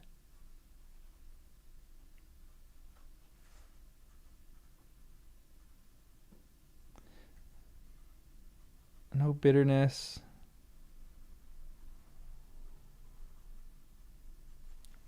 This is just a testament to his character. And this is a very like ongoing thing too that novelists do. Like there always has to be one rejection. Again, I don't remember that much of Anna Karenina. I remember essentially one thing, that early on in the novel, Levin proposes to Kitty, and he gets rejected because Kitty is vain at that point. And Kitty kind of wisens up, and like 3/4 of the way through the novel, they see each other again, and like the proposal is just perfect. I'm actually really excited to kind of reread that.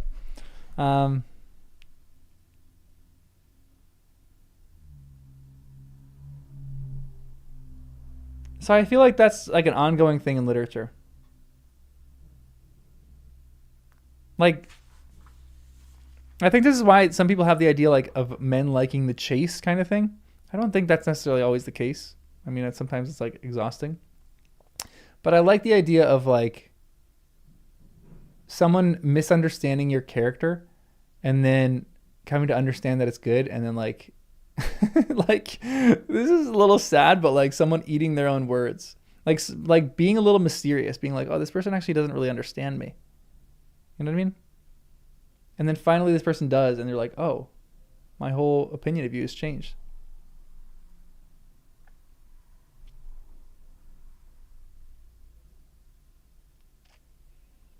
You prefer this, but it doesn't translate well to on-screen drama. Yeah, I'm kind of with you. But in my head, this is the most dramatic, tense situation. Like the tension in this scene right here in my head is just supreme. And I think it'd be interesting too, because I think that this is something that I think with filmmakers a lot. Like, I wish filmmakers trusted us a little bit more. You know what I mean? Like, there's moments, like if this moment was done exactly how it is in the book, but in film, I think all of us would psychologically know what's going on, and we would impart our own tension onto the scene. But a lot of filmmakers don't want us to do that. And so they end up kind of like spelling things out a little bit more for us, which I don't like. Yeah, maybe filmmakers like trust us, but the execs don't. Yeah. Man, this is because the scene, the tension in the scene, like they really could have done this so well too. Like I imagine the camera like, okay, so this is in my head how it works as a filmmaker. So you have them, they walk out of the house and they're being followed by like a handheld camera right now, like, you know, ramping up the actual motion of this. Or maybe not handheld, but like there's some kind of like dolly or some kind of like smooth movement hanging around them. And then all of a sudden Elizabeth has her back and they're looking toward the house. And all of a sudden they hear something and the camera immediately pans around or like circles around to Lizzie, circling her head. And then all of a sudden, who's there but Darcy? Like in my head, that's like, there's so much tension. And then they just look at each other. And maybe you have a little bit of slow motion that happens between the two of them. They look at each other as Darcy goes. And then all of a sudden you kind of speed it up again. And Darcy gets off his horse and just walks immediately over to there. And I would probably be watching that movie and I'd be gripping my armrests, be white knuckling this. Oh, I'd be so nervous.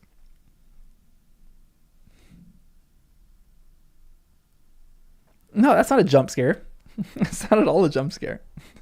I mean, that's what this kind of is. This scene is to some extent a jump scare. But it's not a jump scare in my head. I just maybe didn't describe it right. Yeah, I'm excited to watch the movies and the BBC editions. All right, let's keep reading because I just need more of this. Oh no, I dropped my pencil. The others then joined her and expressed their admiration of his figure. But Elizabeth heard not a word, and wholly engrossed by her own feelings, followed them in silence. This is also one of the most... This is such a power move. Or maybe not a power move. I don't know what kind of move this is. I don't know how to describe it. But the idea that he is shooting out there by not... Again, maybe he's not just paying her any... I think he's not paying her any attention to this. I think it's a move of like, I'm okay. And that is some of the hardest thing for... That might be a hard thing for Lizzie to accept. It's like humbling, but for him to be completely focused on the gardeners and telling him all about the house, and for Lizzie to just be in the back, like silent, and for him to be able to operate and do this is peak. It's good. I don't know how to describe it, but I think he knows what he's doing here. She was overpowered by shame and vexation. Her coming there was the most unfortunate, the most ill-judged thing in the world. How strange must it appear to him, and what a disgraceful light might it not strike so vain a man. It might seem as if she had purposely thrown herself in his way again. Oh, why did she come? Or why did he thus come a day before he was expected? Had they been only 10 minutes sooner, they should have been beyond reach of his discrimination, for it was plain that he was a moment arrived. That moment alighted from his horse or his carriage. She blushed again and again over the perverseness of the meeting. And his behavior so strikingly altered. What could it mean? That he could even speak to her was amazing. But to speak with such civility, to inquire after her family, never in her life had she seen his manners so little dignified. Never had he spoken with such gentleness as on this unexpected meeting. What a contrast did it offer to his last address in Rosings Park, when he put his letter into her hand. She knew not what to think, nor how to account for it. Man.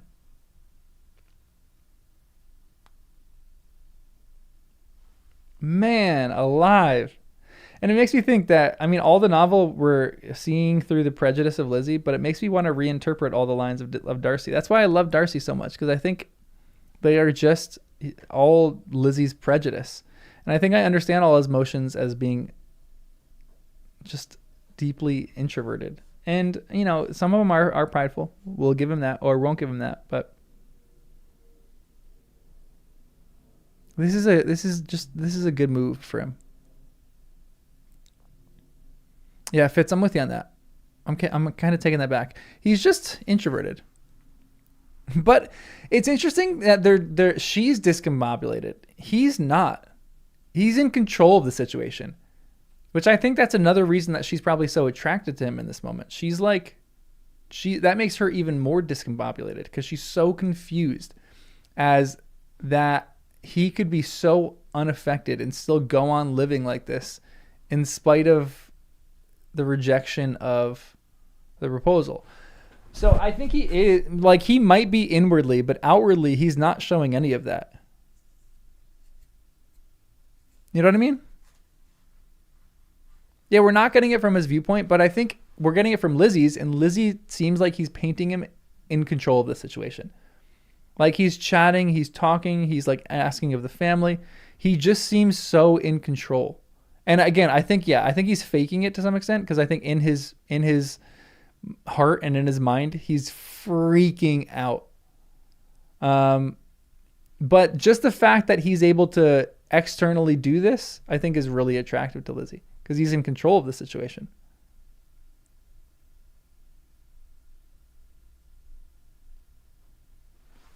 Yeah, he's behaving more in a gentleman-like manner. And yeah, I'm kind of with you too. The gardeners are probably the only one that are objective here. So I'm curious to see what they're going to say after.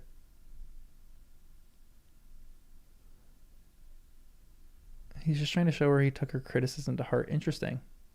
Yeah, that actually might be true. He's willing to change. Yeah, I mean, this is an introvert. You get an introvert, they're at home and feel on a home court advantage in like a place that they're comfortable. They're great people.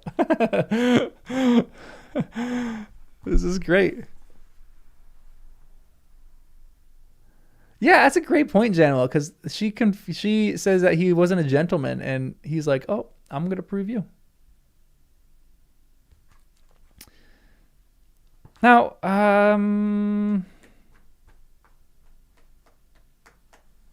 don't think he's doing this, but there's something in my mind of going, does he have all affection removed from her because he knows that it's not possible anymore? And in his head, is he going, I'm going to do this to prove how big of a mistake that she made? I don't think that's the case. To me, that's something like a Mr. Collins did. I don't think he is doing this. I think he genuinely still really likes her. And so he's doing this to like prove that he's a gentleman and that he can change. Man, we still have so much in this chapter. It's so juicy. All right, let's keep reading.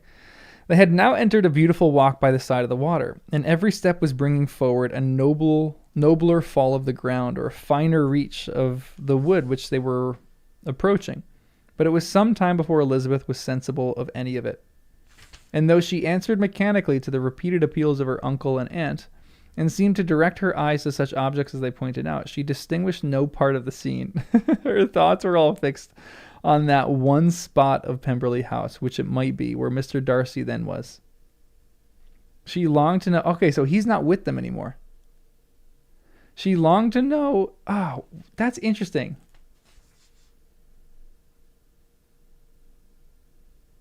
I thought he was going to give them a tour with them. So he goes back into the house. And you can tell in the house he's freaking out right now. She longed to know what at that moment was passing in his mind, in what manner he thought of her, and whether in defiance of everything, she was still dear to him. He's going to go ask them for dinner, isn't he? He's going to ask them to stay for dinner. You know that scene in Mulan when at the very end where Mulan goes, "Would you like to stay for dinner?" And then in the background, the grandma goes, "Would you like to stay forever?" This is exactly what's happening. The housekeeper is going to go and say, "Mr. Darcy would like to invite you to stay for dinner." And Mr. Darcy is going to be in the window going, "Would you like to stay forever?" Look at the grounds. These grounds are so nice.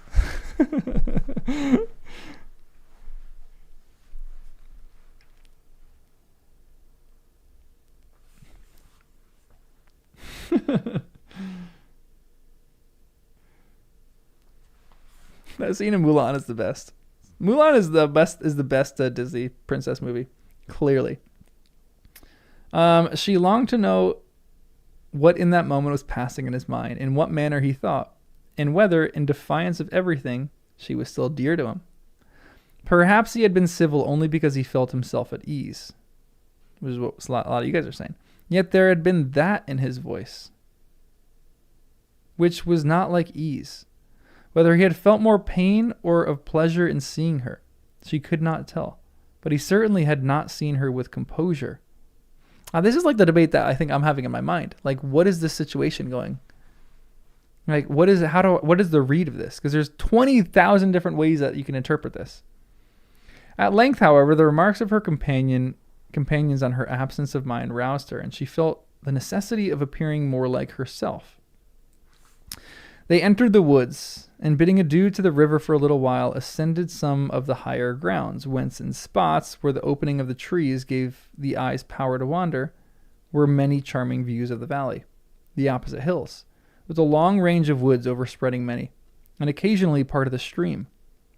Mr. Gardner expressed a wish of going round the whole park, but feared it might be beyond a walk.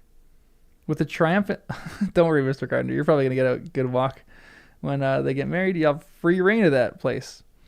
With a triumphant smile, they were told that it was 10 miles round. It settled the matter, and they pursued the accustomed circuit,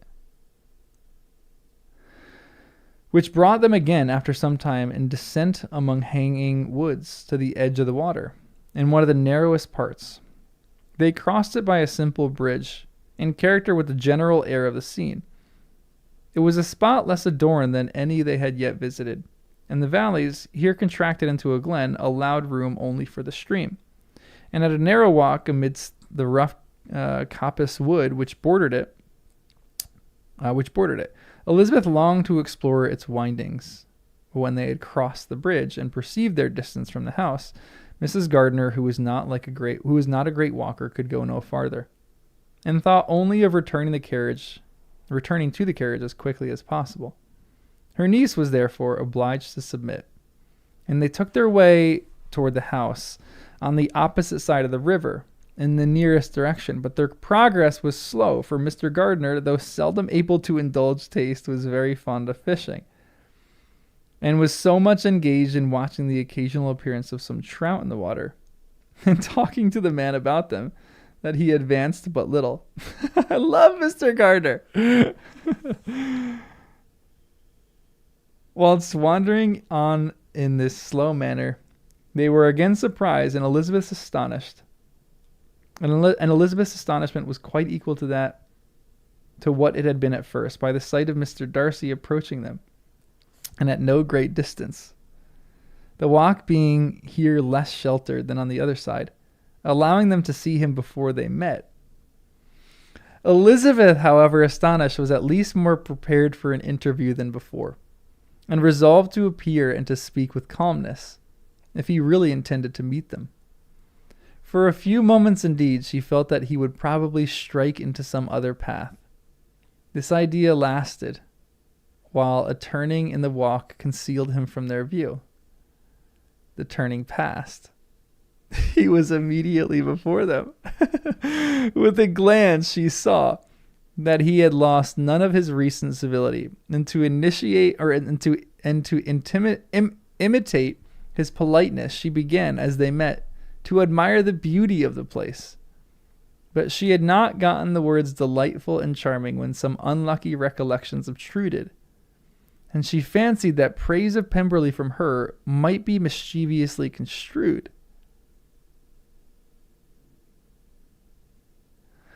Interesting. Her color changed and she said no more. It's a smart move on her part, but what is she supposed to do here? Mrs. Gardiner was standing a little behind, and on her pausing, he asked her if she would do him the honor of introducing him to her friends.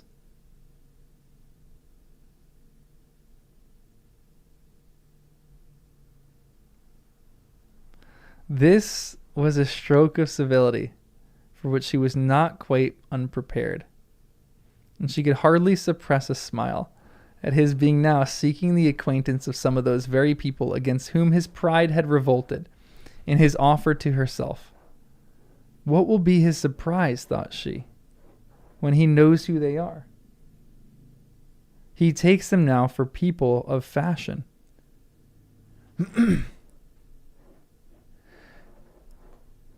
Is Bingley going to be in this group of friends? Sorry, my dog is digging on the carpet over there.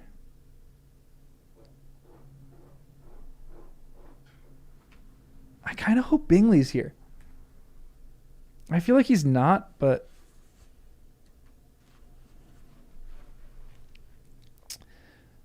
Okay. The conversation soon turned upon fishing. And she heard Mr. Darcy invite him with the greatest civility to fish there as often as he chose, while he continued in the neighborhood, offering at the same time to supply him with fishing tackle, and pointing out those parts of the stream where there was usually most sport. Well, he's an outdoorsman too. Dang, my guy. Mrs. Gardiner, who was walking arm in arm with Elizabeth, gave her a look expressive of her wonder. Elizabeth said nothing, but it gratified her exceedingly. Oh, excuse me. Oh. I gotta sneeze again. It's coming. Oh, went away. Man.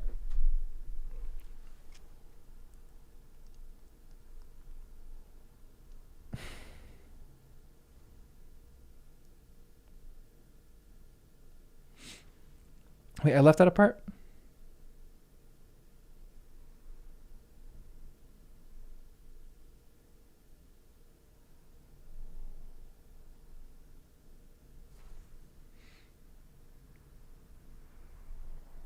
Oh yeah, did I skip a whole paragraph? Sorry. Hold on. Let me read this paragraph. The introduction, because he says he takes in them now for people of fashion. The introduction, however, was immediately made, and as she named their relationship to herself, she stole a sly look at him to see how he bore it, and was not without the expectation of his decamping as fast as he could from such disgraceful companions. That he was surprised by the connection was evident. He sustained it, however, with fortitude, and so far from going away, turned back with them, and entered into conversation with Mr. Gardiner. Elizabeth could not be but pleased. Could not but triumph. It was consoling that he should know she had some relations for whom there was no need to blush. She listened most attentively to all that passed between them, and gloried in every expression, every sentence of her uncle, which marked his intelligence, his taste, or his good manners. These are the parents that she needs. Man, Elizabeth, all this would have been solved if Elizabeth had the Gardiners as parents. They would have been married years already.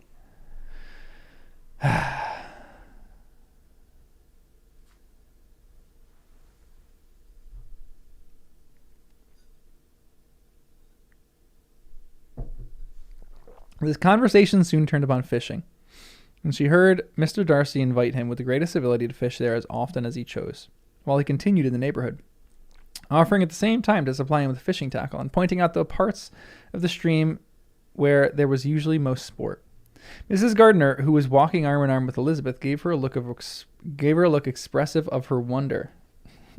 Elizabeth said nothing, but it gratified her exceedingly. The compliment must be all for herself. Her astonishment, however, was extreme, and continually she was repeating, "Why is he so altered? From what can it proceed? It cannot be for me, it cannot be for my sake that his manners are thus softened. My reproofs at Hunsford could not work such a change as this. It is impossible that he should still love me." After walking some time in this way, the two ladies in front, the two gentlemen behind, on resuming their places, after descending to the brink of the river for the better inspection of some curious water plant, there chanced to be little alteration. It originated that Mr. Gardiner, who, fatigued by the exercise of the morning, found Elizabeth's arm inadequate to her support, and consequently preferred her husband's. Mr. Darcy took her place by her niece. Come on. Mrs. Gardiner. What a wing woman. She's just excellent. That's how you do that well. Come on. That's how you do that well. Everyone needs to learn. This is how it's done. Everyone who's trying to be a wing person to this is how you do it. Man, Mrs. Gardiner, you get it. Mr. Darcy took her place by her niece, and they walked on together. After a short silence, the lady first spoke. She wished him to know that she had been assured of his absence before she came to the place. She wished him to know that she had been assured. Oh, gosh. And accordingly began by observing that his arrival had been very unexpected. For your housekeeper, she added, informed us that you would certainly not be here till tomorrow. And indeed, before we left Bakewell, we understood that you were not immediately expected in the country. He acknowledged the truth of it all, and said that business with his steward had occasioned his coming forward a few hours before the rest of the party with whom he had been traveling. They will join me early tomorrow, he continued, and among them are some who will claim an acquaintance with you. Mr. Bingley and his sisters. Let's go. Come on. Oh, man, I can't. They need to have dinner together, please. Darcy's for sure going to invite them to dinner. Come on. Lizzie's going to meet the whole gang here.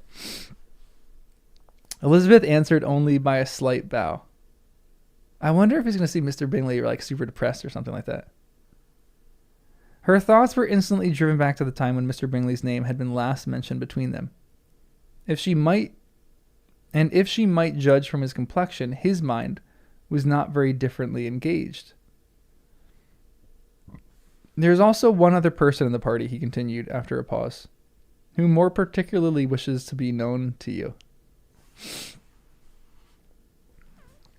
Will you allow me, or do I ask too much, to introduce my sister to your acquaintance during your stay at Lambton? Oh, come on. Oh. Hey, I've been talking to my sister about you a lot, and she really wants to meet you.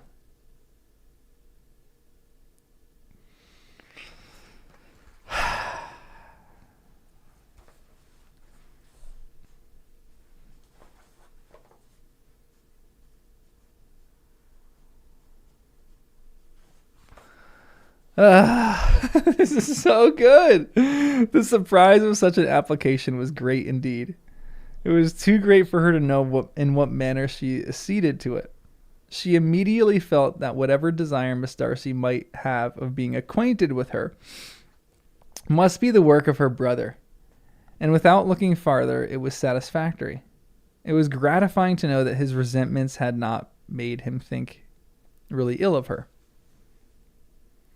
They now walked on in silence, each of them deep in thought.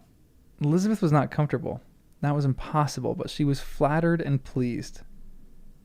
His wish of introducing his sister to her was a compliment of the highest kind, and they soon outstriped the others. And when they had reached the carriage, Mr. and Mrs. Gardiner were half a quarter of a mile behind. They're so good. Mrs. Gardiner is the greatest person ever. She's going, husband, slow down. We are going to walk as slow as humanly possible so that they can get in a conversation and they can chat and they can be all cutesy with each other. This is just the best. The Gardners are so great.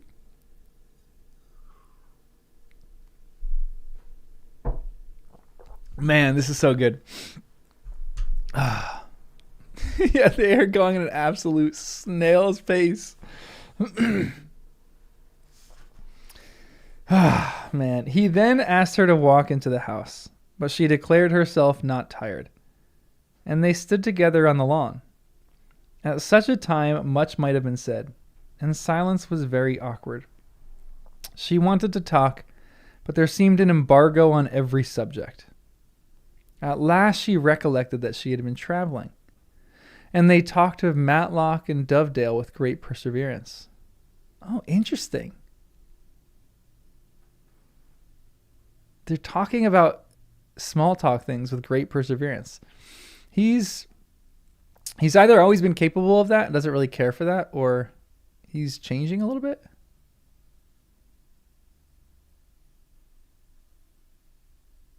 The Gardners are in every top 10 chart of Austen's best characters. They're legitimately like the best. They're like so incredible in this novel. They're just so good. They just understand so much. Yet time and her aunt moved slowly. And her patience and her ideas were nearly worn out before a tete-a-tete was over. On Mr. and Mrs. Gardner's coming up, they were all pressed to go into the house and take some refreshment. But this was declined. And they parted on each side with the utmost politeness. Mr. Darcy handed the ladies into the carriage, and when it drove off, Elizabeth saw him walking slowly towards the house. Oh, that's the hand flex thing.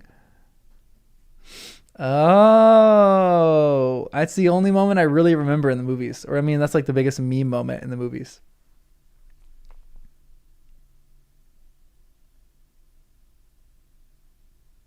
Oh, that was at Netherfield? Okay, interesting. Interesting. I feel like that would be here. There is, the observations of her aunt and uncle now began, and each of them pronounced him to be infinitely superior to anything they had expected. He is perfectly well behaved, polite, and unassuming, said her uncle. There is something a little stately in him, to be sure, replied her aunt, but it is confined to his air, and is not unbecoming. I can now say with the housekeeper that though some people may call him proud, I have seen nothing of it. The hand flex was after Jane was sick. Okay, interesting.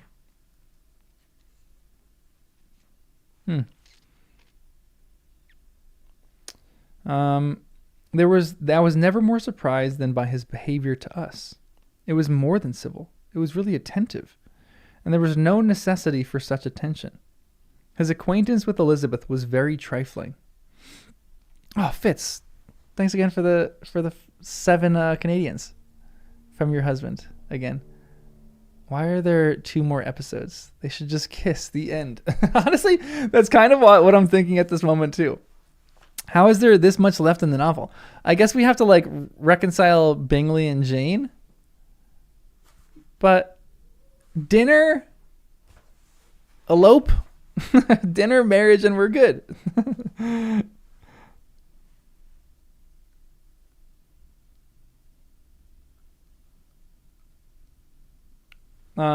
Elizabeth, where are we?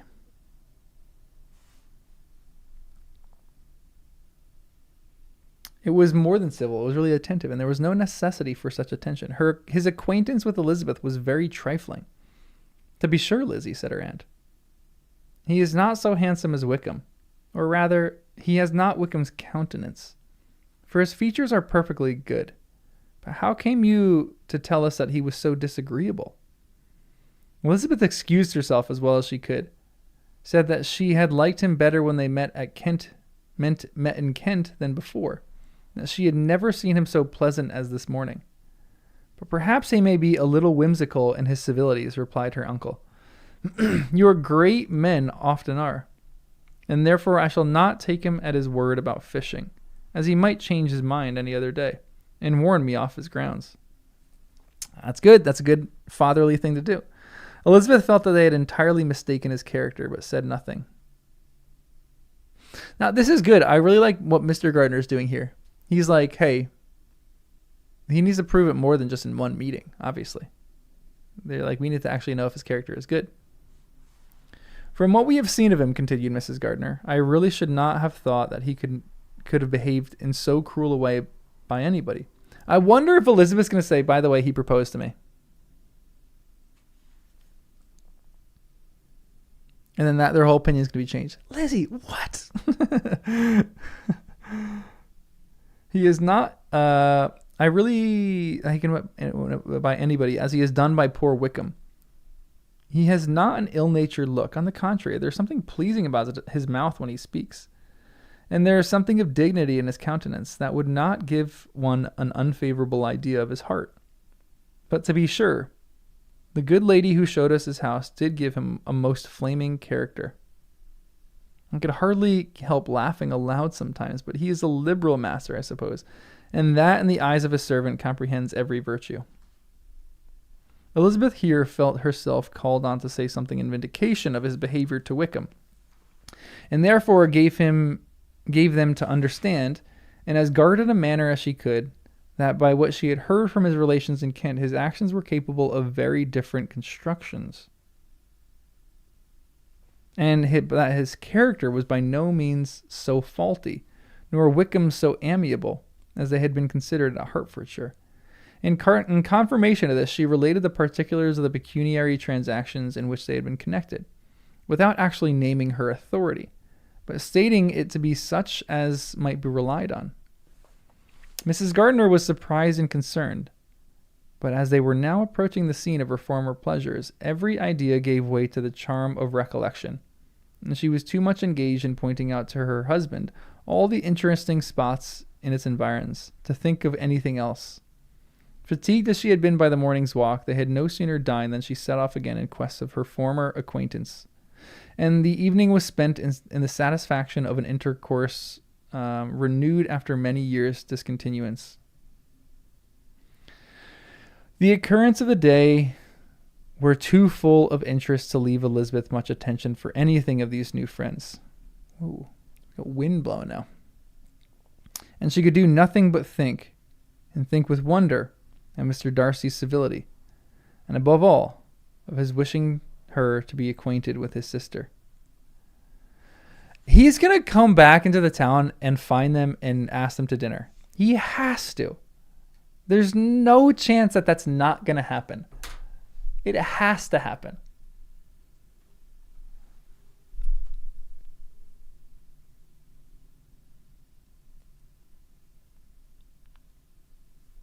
Only read until chapter 45. Okay.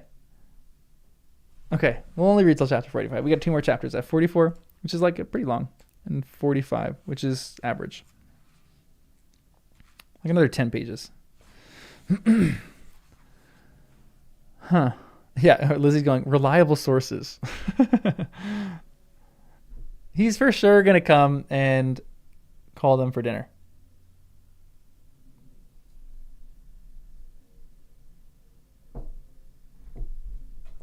Hold on, I gotta put on some chapstick.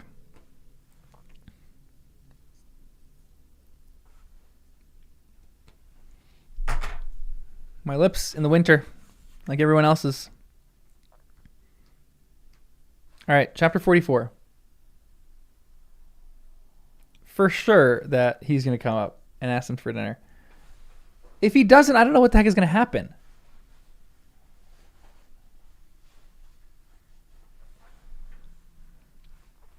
He's got to. Come on. Darcy, get off your butt. Let's get moving. Elizabeth had settled that Mr. Darcy would bring his sisters... chapter 44. Elizabeth had settled it that Mr. Darcy would bring his sister to visit her the very day after her reaching Pemberley, and was consequently resolved not to be out of sight of the inn the whole of that morning. But her conclusion was false. Aw. For on the very morning after their own arrival at Lambton, these visitors came. They had been walking about the place with some of their new friends, and were just returned to the inn to dress themselves for dining with the same family, when the sound of a carriage drew them to the window, and they saw a gentleman and lady in a curricle driving up the street. Elizabeth immediately recognized the livery, guessed what it meant, and imparted no small degree of surprise to her relations by acquainting them with the honor which she expected. Her uncle and aunt were all amazement, and the embarrassment of her manners as she spoke, joined to the circumstance itself, and many of the circumstances of the preceding day, opened to them a new idea on the business. Nothing had ever suggested it before, but they now felt that there was no other way of accounting for such attentions from such a quarter than by supposing a partiality for their niece. While these newly born notions were passing in their heads, the perturbation of Elizabeth's feelings was every moment increasing. She was quite amazed at her own discomposure, but amongst other causes of disquiet, she dreaded lest the partiality of the brothers should have said too much in her favor, and more than commonly anxious to please, she naturally suspected that every power of pleasing would fail her. She retreated from the window, fearful of being seen, and as she walked up and down the room, endeavoring to compose herself, saw such looks of inquiring surprise in her aunt and uncle as made everything worse. Miss Darcy and her brother appeared, and this formidable introduction took place. With astonishment did Elizabeth see that her new acquaintance was at least as much embarrassed as herself. Since her being at Lambton, she had heard that Miss Darcy was exceedingly proud, but the observation of a very few minutes convinced her that she was only exceedingly shy. She found it difficult to obtain even a word from her beyond a monosyllable. Georgiana is going to invite them to dinner. Come on, Georgiana. Come on. You know your brother's in love with this woman. Invite them to dinner. She's going to do it. She's so smart. Come on. She's going to do it. Please, please, please, please, please.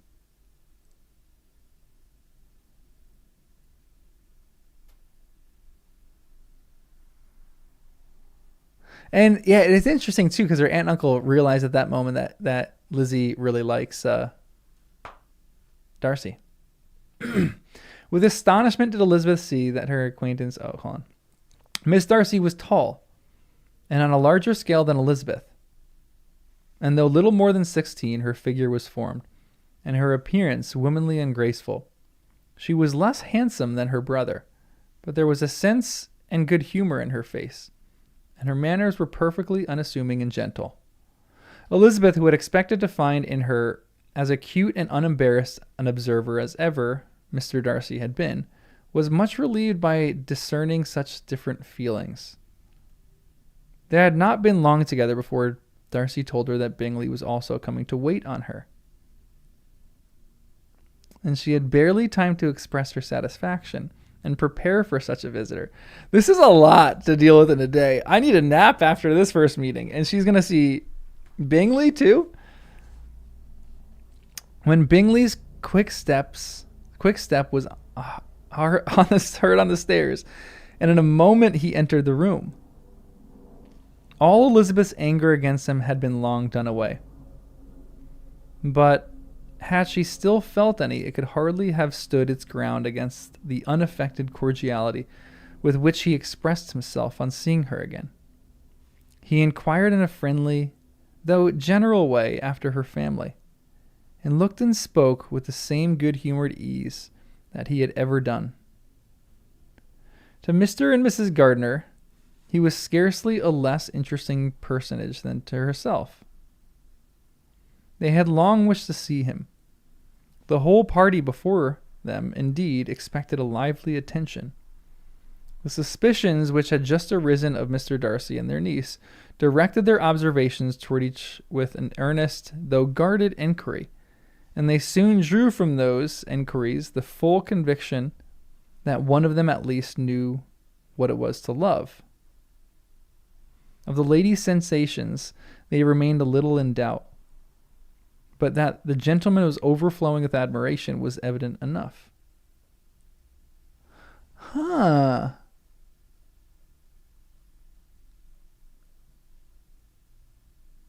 Yeah, of course the gardeners are concerned or curious about Bingley. They just want to see this guy.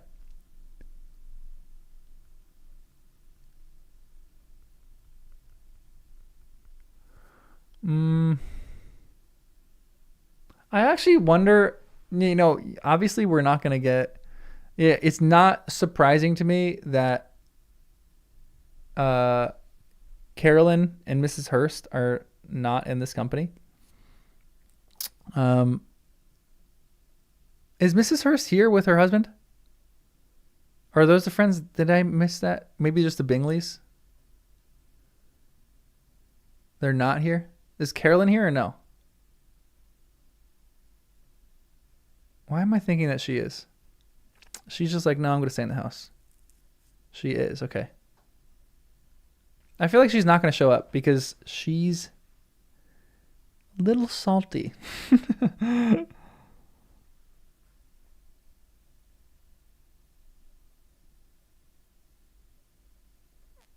Yeah, the gardeners are just picking stuff up.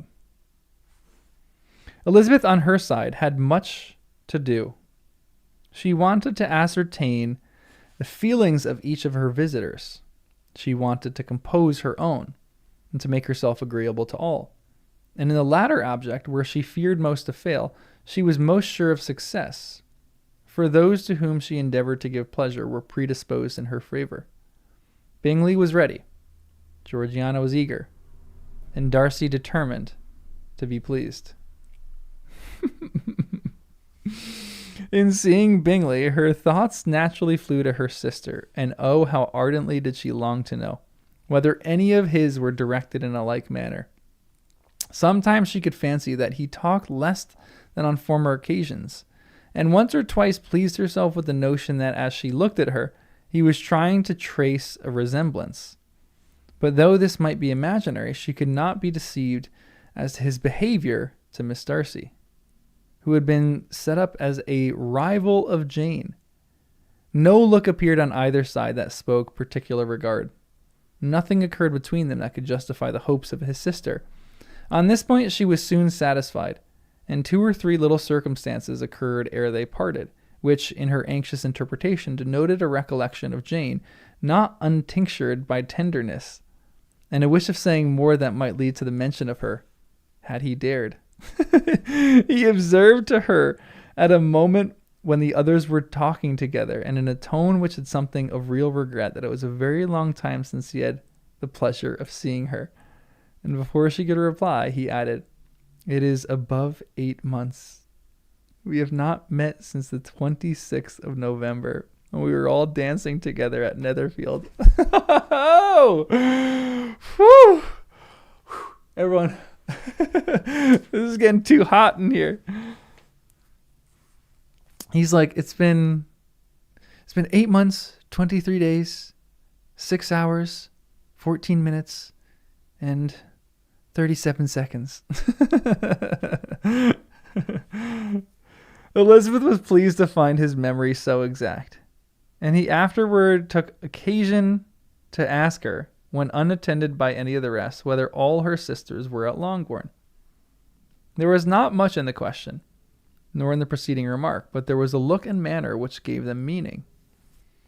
It was not often that she could turn her eyes on Mr. Darcy himself, but whenever she did catch a glimpse, she saw an expression of general complacence, and in all that he had said she heard an accent so far removed from hauteur and disdain of his companions as convinced her that the improvement of manners which she had yesterday witnessed, however temporary in its existence might prove, had at least outlived one day.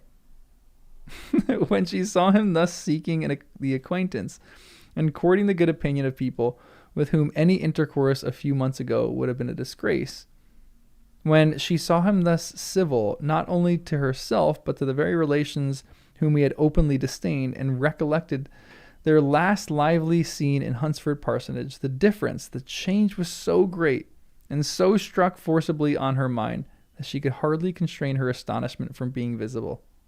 Never, even in the company of his dear friends at Netherfield, or his dignified relations of at the Rosings, at Rosings, had she seen him so desirous to please, so free from self-consequence or unbending reserve as now, when no importance could result from the success of his endeavors, and when the acquaintance of those to whom his attentions were addressed would draw down the ridicule and censure of the ladies both of Netherfield and Rosings.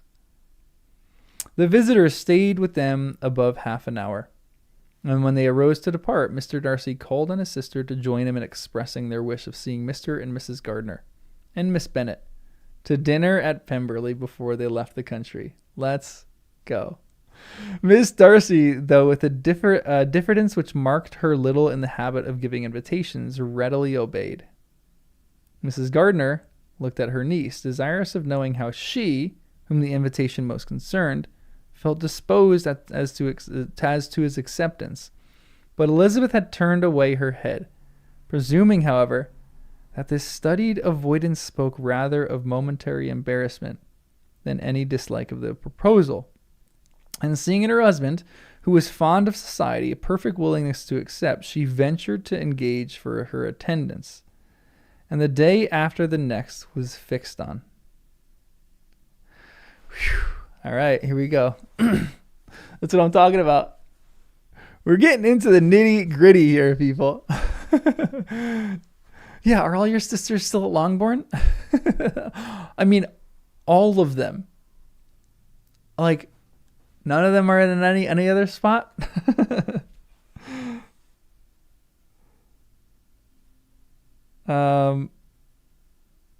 Bingley expressed great pleasure in the certainty of seeing Elizabeth again, having still a great deal to say to her, and many enquiries to make after all their Hunsford friends, or Hertfordshire friends.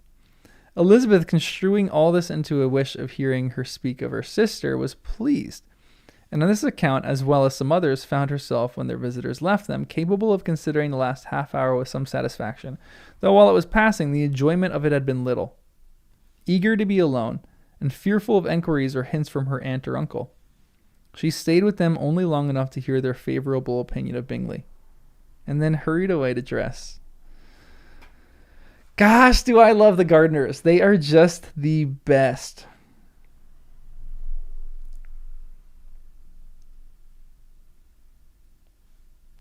Man. But she had no reason to fear Mr. and Mrs. Gardiner's curiosity. It was not their wish to force her communication. Why are they just so good? Yeah, that's actually a really funny point too, because Lizzie is like, you know that meme of Zach Galifianakis in, what was it, in the Hangover movie, where there's like the math that's going on, and he's like trying to think of all these different situations, and like you have all the equations going on in his head. That is Lizzie with this conversation right here. Like, she is so careful and like constructing all these little things and like seeing all the little subtle small things. And she was so blinded by prejudice. Like, this is a really great chapter in showing the change in her character, for how when she's not blinded by prejudice, she's actually probably the most brilliant character in the book.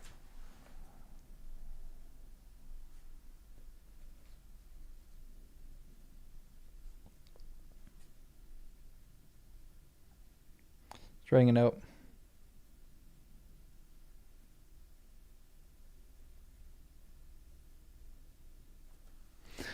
Man, it's so good.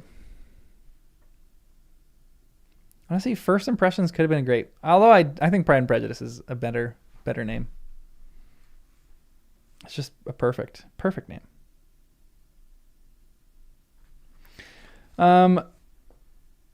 But she saw no reason to fear Mr. and Mrs. Gardiner's curiosity. It was not their wish to force her to communicate. It was evident that she was much better acquainted with Mr. Darcy than they had before any idea of. It was evident that he was very much in love with her. They saw much to interest, but nothing to justify enquiry.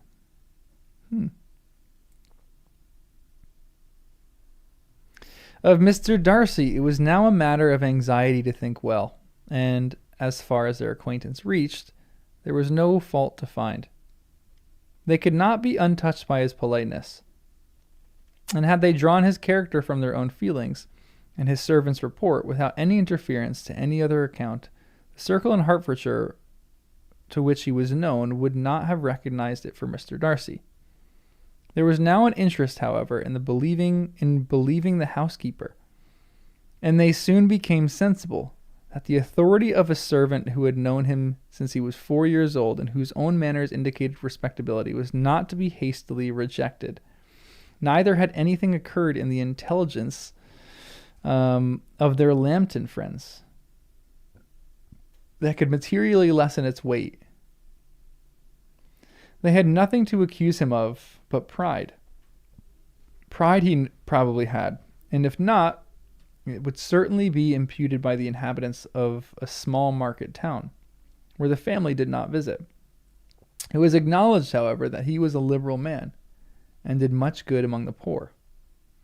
With respect to Wickham, the traveller soon found that he was not held there in much estimation, for though the chief of his concerns with the son of his patron were imperfectly understood, it was yet a well-known fact that, on quitting Derbyshire, he had left many debts behind him, which Mr. Darcy afterward discharged.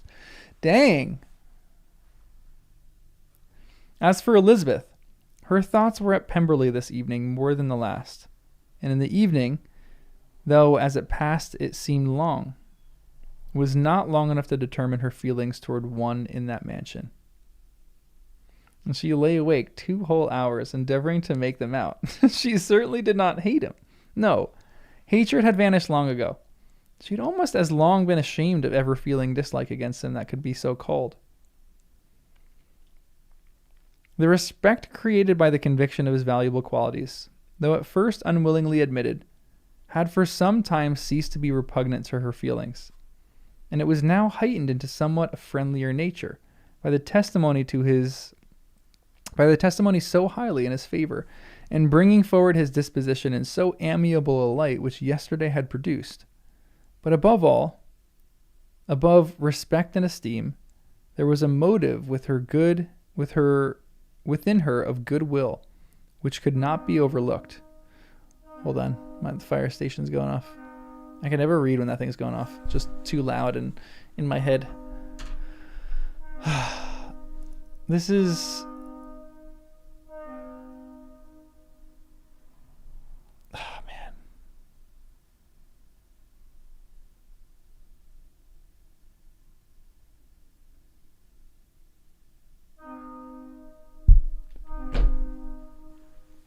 Good parents make for bad drama. No joke.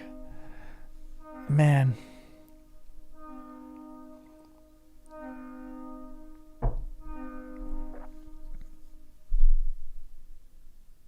All right, now we're good. Sorry.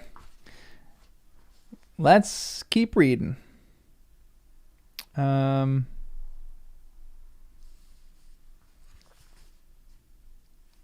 am I? It was now heightened into somewhat of a friendlier nature by the testimony so highly in his favor, and bringing forward his disposition in so amiable light in which yesterday had produced. But above all, above respect and esteem, there was a motive within her goodwill that could not be overlooked. It was gratitude. Gratitude not merely for having once loved her, but for loving her still well enough to forgive all the petulance and acrimony of her manner in rejecting him, and the unjust accusation accompanying her rejection. Dang.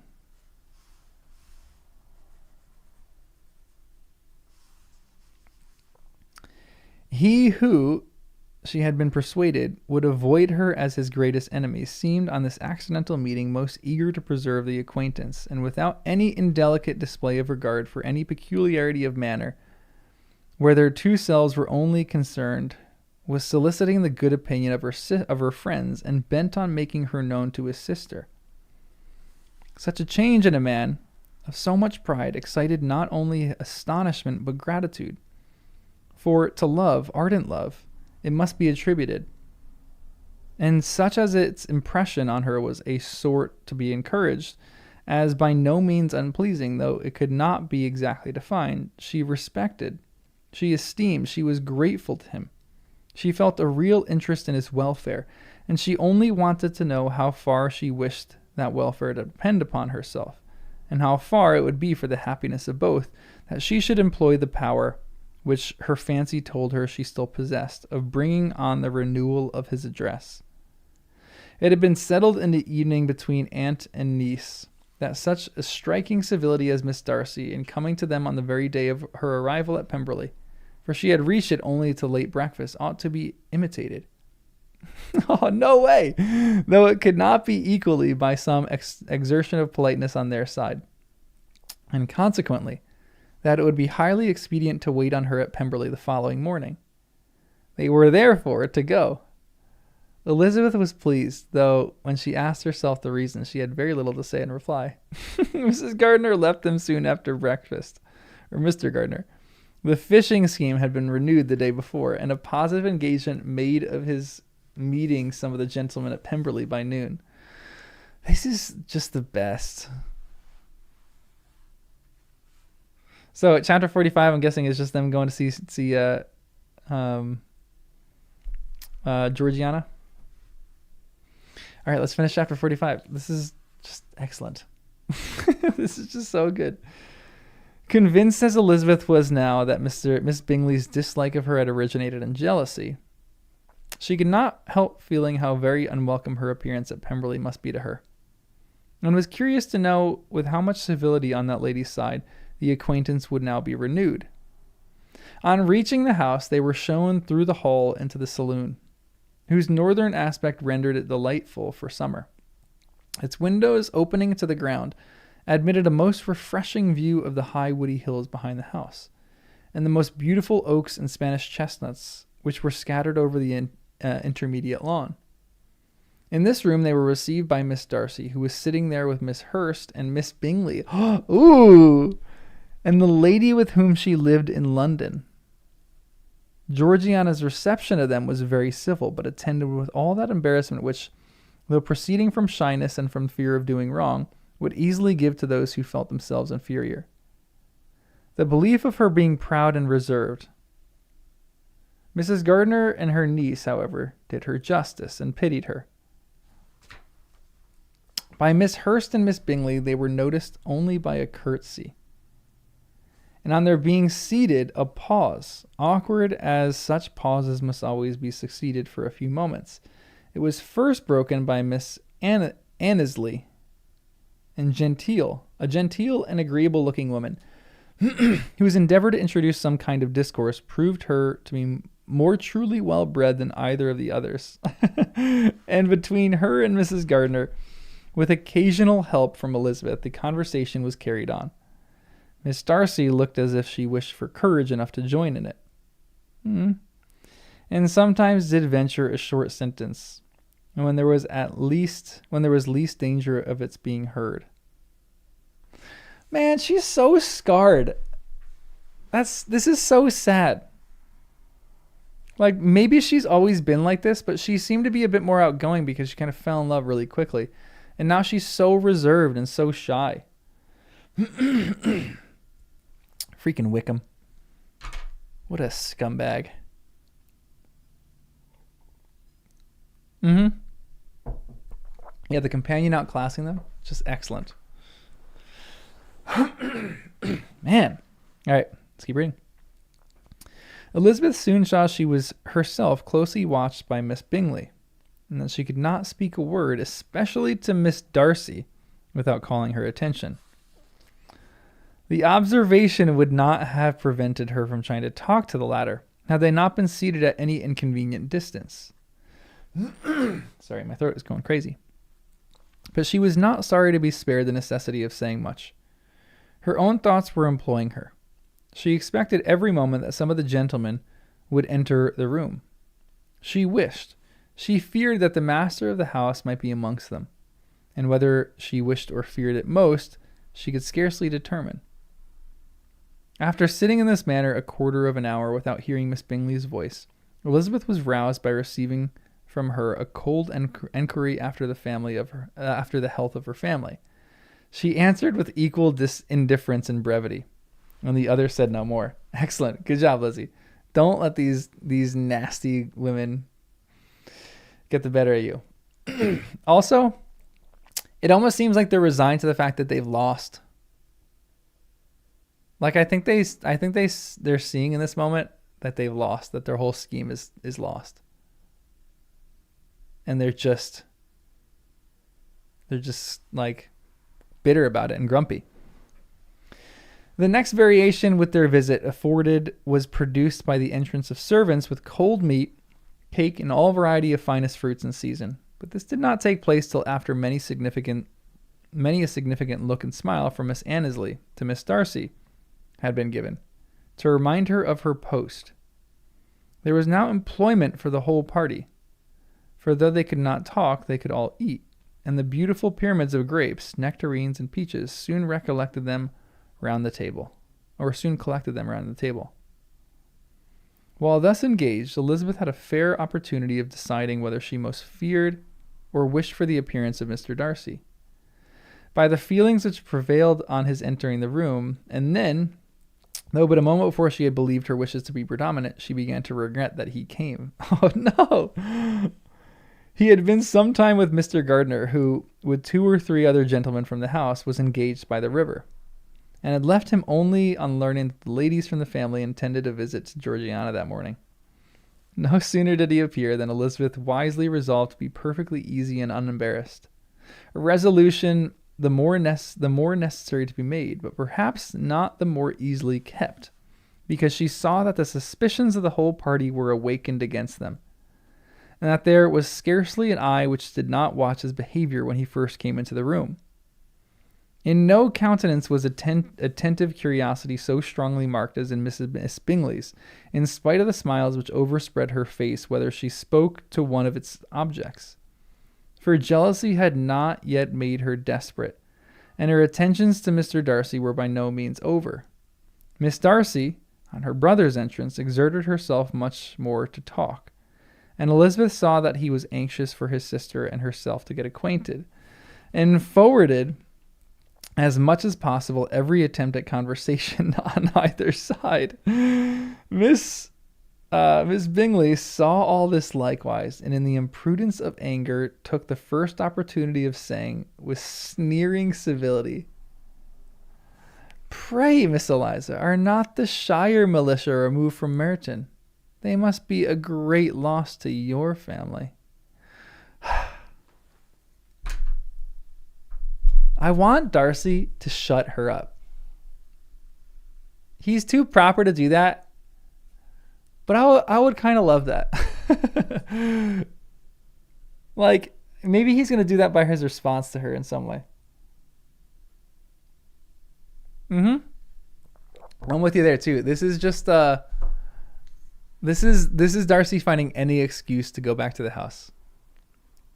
Like, he was probably out with Mr.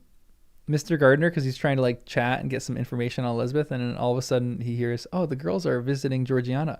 Oh, Mr. Gardiner, let me catch you later." And he goes immediately over there. Yeah, Darcy should just turn to her after Carolyn says something and say, "Nobody likes you, Carolyn. You're mean and you're nasty." In Darcy's presence, she dare not mention Wickham's name, but Elizabeth instantly comprehended that it was uppermost in her thoughts, and the various recollections connected with him gave her a moment's distress. But exerting herself vigorously to repel the ill-natured attack, she presently answered the question in a tolerably disengaged tone. While she spoke, an involuntary glance showed her Darcy with a heightened complexion earnestly looking at her, and his sister overcome with confusion and unable to lift up her eyes. Had Miss Bingley known what pain she was then giving to her beloved friend, she undoubtedly would have refrained from the hint. But she had merely intended to discompose Elizabeth by bringing forward the idea of a man to whom she believed her partial. Miss Bingley is a moron. This is so mean and nasty. She's so one-track minded on demolishing Elizabeth that she just does not think of anybody else in the room. I would say angry people are generally not wise.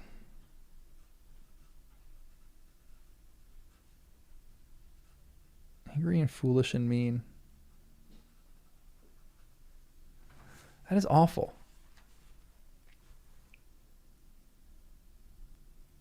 Oh, that's interesting that she's ignorant. Yeah, okay, that makes I mean, yeah. I don't really think better of her, but still, she's just nasty. Oh, had Miss Bingley known what pain she was giving to her beloved friend, she undoubtedly would have refrained from the hint. But she merely intended to discompose Elizabeth by bringing forward the idea that a man she believed to her partial to make her betray a sensibility which might injure her in Darcy's opinion, and perhaps to remind the latter of all the follies and absurdities by which some part of her family were connected with that core. Not a syllable had ever reached her of Miss Darcy's meditated elopement. Oh, interesting. To no creature had it been revealed where secrecy was possible except to Elizabeth, and from all Bingley's connections to her brother was particularly anxious to conceal it, from that very wish which Elizabeth had long ago attributed to him, of their becoming hereafter her own. He had certainly formed such a plan, and without meaning that it should affect his endeavor to separate him from Miss Bennet, it is probable that it might add something to his lively concern for the welfare of his friend. Here's another thing that I think is actually really interesting.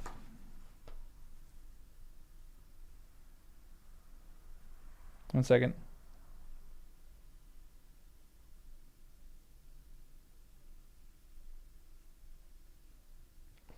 The Darcy telling her this, it's not a test on his part, but he can use this as a test. This is so vitally important that Lizzie does not tell a single person about this.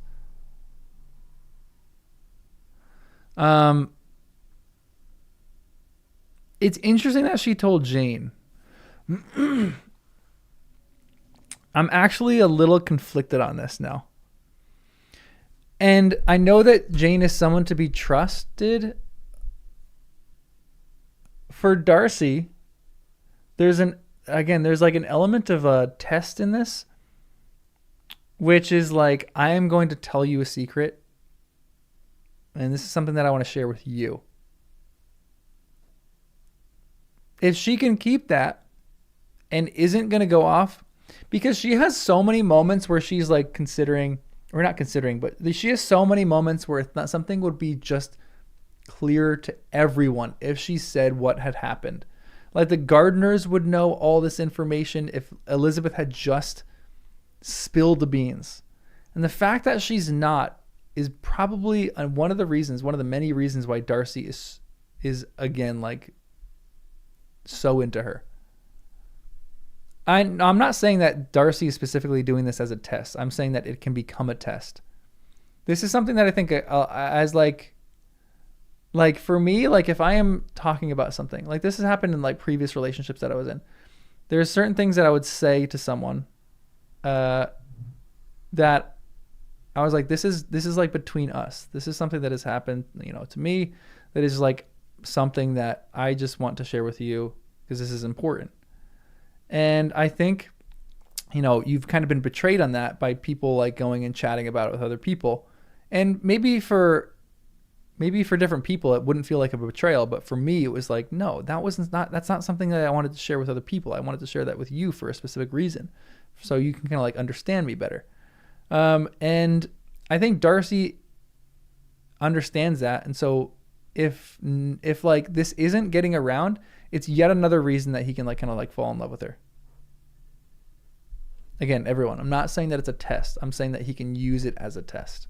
He's not like oh, I'm going to say this secret to her to see if she doesn't speak it, you know? Yeah, exactly. Lou, I'm completely there with you. It's just more proof that her trust is well placed. Exactly. I think this is really important, especially in a book this gossipy. And this is like a remarkable feature of this book, that Elizabeth is actually able to keep holding onto the secret when it would clear so much up. And everyone is gossiping in this book. Like, I'm slightly conflicted that she told Jane now. I mean, I think Jane is obviously really trustworthy, but it doesn't matter if you're telling this to a trustworthy person or not. It just matters that you're telling this to another person. I think Jane kind of needed to hear some of that, but Elizabeth probably would have exploded with this information had it not gotten to Jane in some way. But she's keeping the secret to one point, which is good.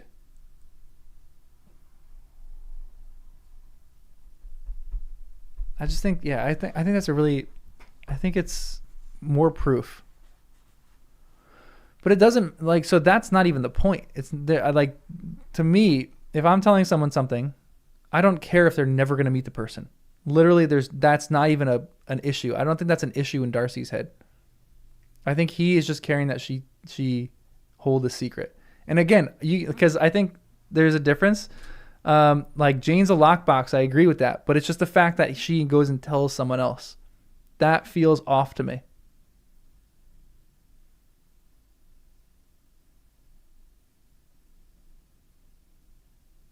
And I know it does something literarily, but still, it just is strange to me. No, I still don't think, like, you're necessarily understanding, because I think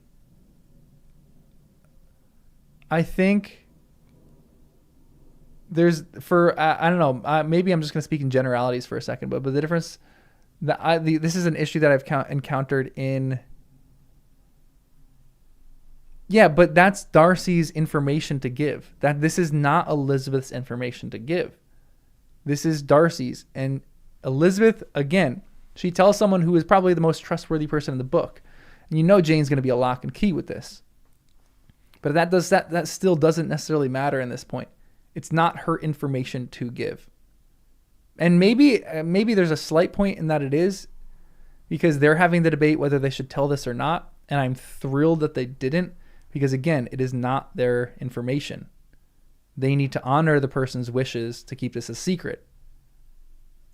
Agreed. Super intimate. And it shows the intimacy between Jane and Lizzie, but it also shows Darcy that she can be trusted with this kind of stuff.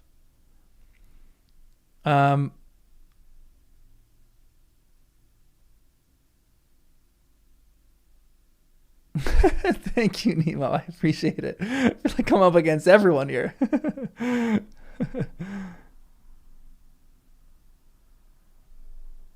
But I think this is the difference between men and women to some extent. Like, I know she needed advice, but she needs to keep his trust more than she needs advice to some extent. If there's any relationship. Now, there's a slight difference in that there's no relationship really between them at the point where they give this information off. So I guess there's like a point to that.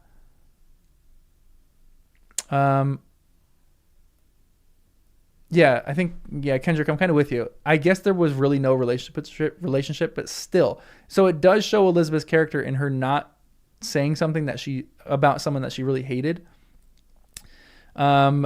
But between two people, I think this is like further reinforcing the idea that Lizzie is somewhat trustworthy, but it still rubs me slightly the wrong way that she told this to Jane. And they were having the conversation with themselves that they should go communicate this to other people, to warn people of the character of Wickham. I still think there's something there.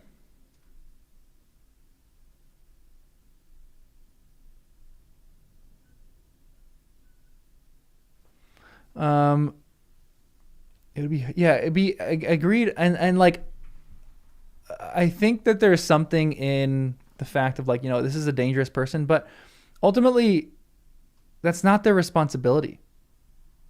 Like there's a point where like I respect them for like, it is to me more respectable for them to say, hey, we're not going to tell the other people this because they understand this isn't their responsibility. And they're not like people who are like, we're warriors and we're going to let everyone know that this person is terrible. Like that's not their job or responsibility. You know? Although sometimes you might feel like it is. Like we all hate Wickham and, you know, we don't love him, but are we going to put a pin on that? We'll circle back to this. The level of trust there is just interesting.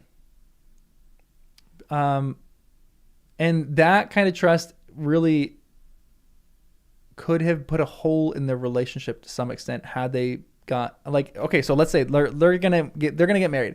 Let's say Elizabeth went and told her whole family about this, and obviously if she told her whole family, it would get out to everyone. Elizabeth would never do that, but let's say that happened.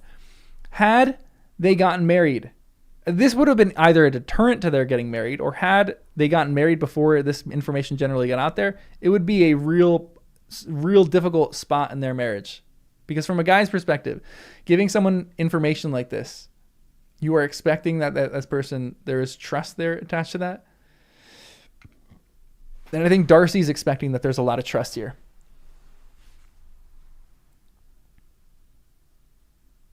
Like there's just certain, yeah. And again, they're not in a relationship, so it's a little bit different, but just, it's the future of what it is. You know? In the letter, Darcy emphasized that exactly. So that's what I'm saying. He emphasized the fact that the Georgiana bit was the secret bit and that they cannot tell anybody that.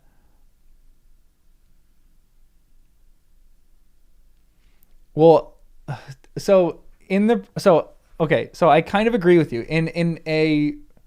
I agree, but I don't agree with you. In a real world scenario, I think there still is a problem with Elizabeth telling this to Jane. I still think there is a real problem with that.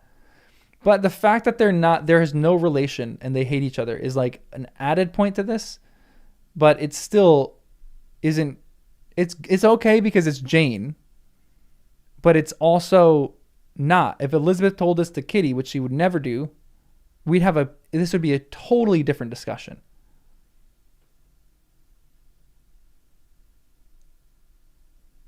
Thus, what they don't know will hurt. Here's the problem. Wickham sucks, but nobody else knows Wickham sucks. But I'm saying that's not their responsibility to tell other people that Wickham sucks. Wickham's personality is going to get known. Like, it's not their responsibility. Because, like, I don't know if what he's done is criminal or not. Like, this is something for courts and for, like, you know, like the justice system to figure out. And, you know, that's getting into the justice system. That's, you know, I don't want to really get into that.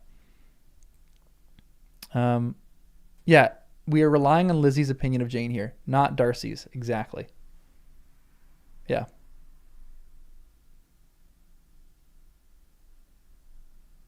I can't have him held to a lesser standard than her. What do you mean? What do you mean in that?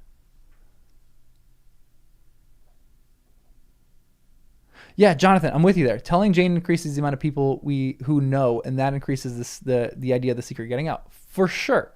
100%. That's it. And it's just a slight breach of trust. It is a slight breach of trust. Okay, let me finish this. This chapter, because we have a little bit left, and then we'll talk about this for a bit, and then I'm gonna get some work done.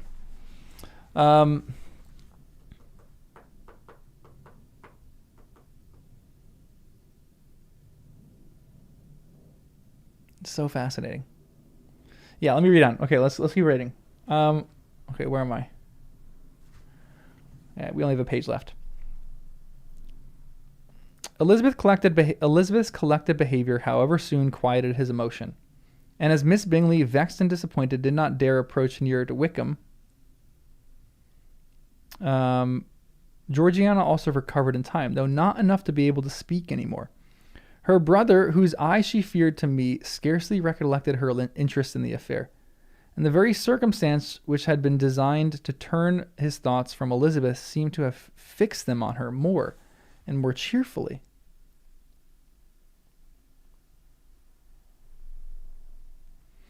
Their visit did not continue long after the question and answer above mentioned, and while Mr. Darcy was attending them to their carriage, Miss Bingley was venting her feelings in criticism on Elizabeth's person, behavior, and dress. But Georgiana would not join her. Her brother's recommendation was enough to ensure her favor. His judgment could not err, and he had spoken in terms of Elizabeth as to leave Georgiana without the power of finding her otherwise than lovely and amiable.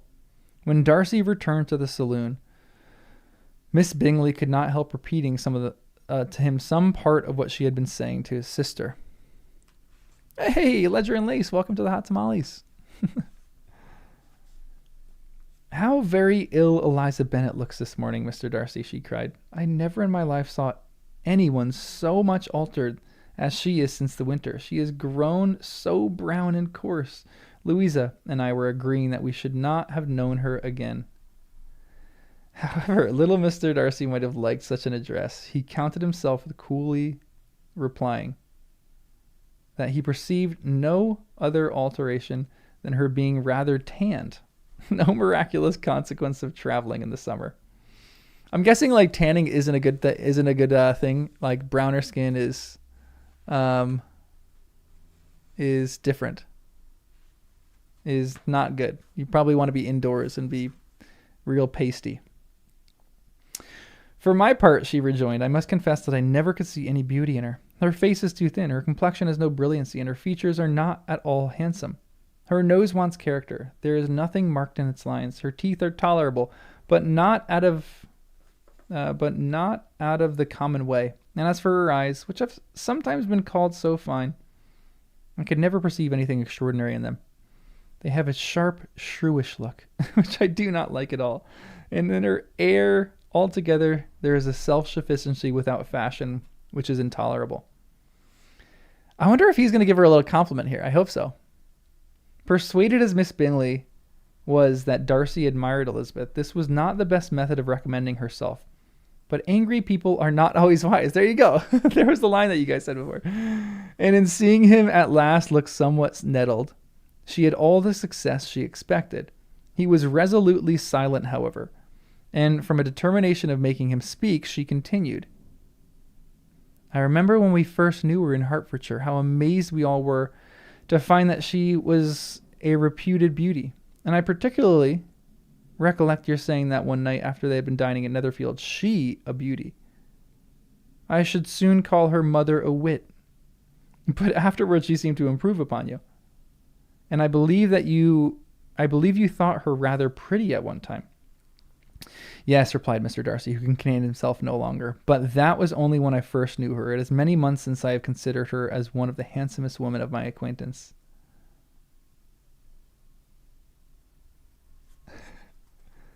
For it is many months since I have considered her as one of the handsomest women of my acquaintance.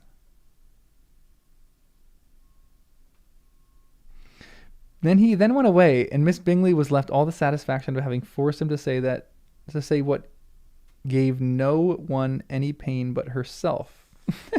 Mrs. Gardiner and Elizabeth talked of all that had occurred during their visit as they returned, except what had particularly interested them both. The looks and behavior of everybody else they had seen were discussed, except of the person who had mostly engaged their attention.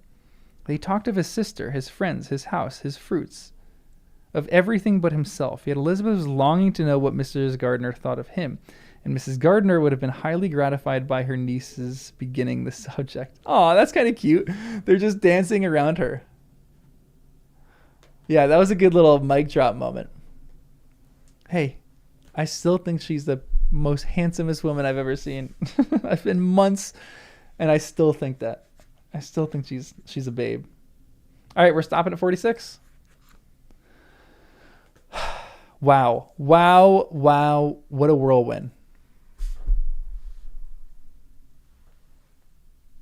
Carolyn, Elizabeth is cringe. Darcy, Elizabeth is a hottie. She's a gorgeous. Come on. That was great. What a good section of this book.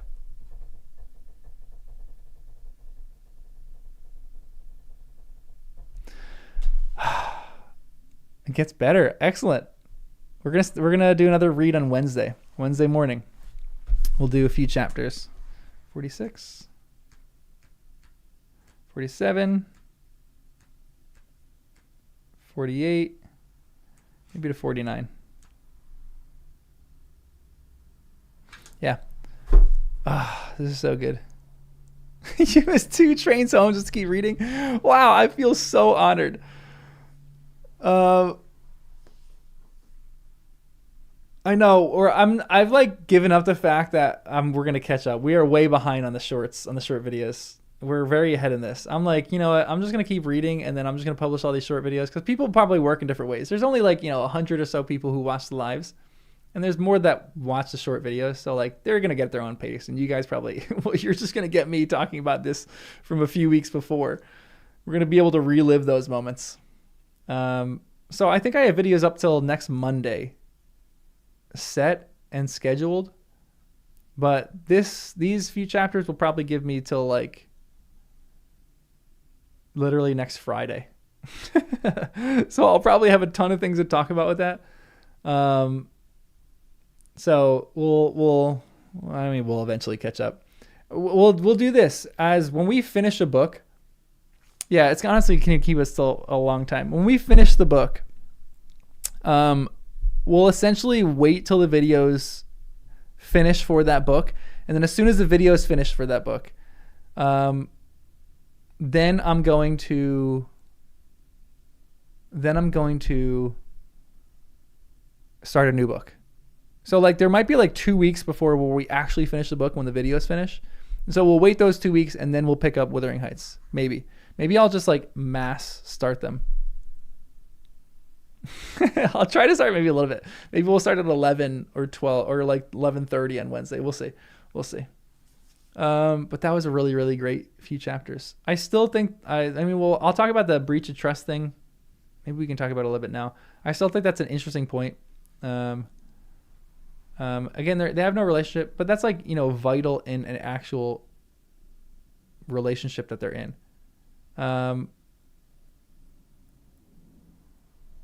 I think if they were in any kind of like, if they had each other's affections and Darcy's like, hey, I want to tell you this because I value you and I value your opinion, but I trust you with this, then that would be huge. If she breached that trust, even telling Jane this, she's still huge. It's not Jane's responsibility, or, Elizabeth needs to process this. And if Elizabeth needs to process this, she needs to process it with the person that gave her the information. Just saying, I think there's a difference between guys and girls and how we think about that stuff. In a previous relationship, this happened with me where something happened and me and the person I was dating at the time, my girlfriend, we were talking about this and we had a full discussion on it the next day. And we resolved the issue that happened and like we were both good and happy. And then she goes back about a week later. I'm hanging out with her friends and there was a slight reference that one of her friends made to the thing that went on between me and my girlfriend. And I was like, that seems weird. I don't know what happened there, but I don't know what's going on. So I brought it up to the person that I was dating the next day. And I was like, hey, this happened with your friend. I'm just curious if that was in any reference to what we had talked about. She was like, yeah. She's like, I'm sorry that happened. Like, this person was immature to bring that up. And I said, that's not the issue. I said, the issue is that you told other people something that was like what we had got, like something that was like in both of our confidence and trust. And she's like, oh no, I didn't tell it in like a negative light for you. She's like, I told it to tell my friends of like how Like I was like crazy, like hormonal and like all over the place those days, and I was like misconstruing everything. And I was like, that still doesn't matter. I'm like, I don't want you to tell people in relation to like talking bad about what you did. I'm like, this is something that both of us kind of went through, and we need to figure that out. It's like there's a huge element of trust to that. But Jay, I'm not that like even if Darcy would be okay with it, Darcy needs to verbalize that he is okay with that. Elizabeth needs to go to her and say, hey, can I talk to Jane about this? And Darcy needs to say yes, but that's the only person. And then she can go talk to him. It doesn't matter that she thinks that Darcy would be okay with that.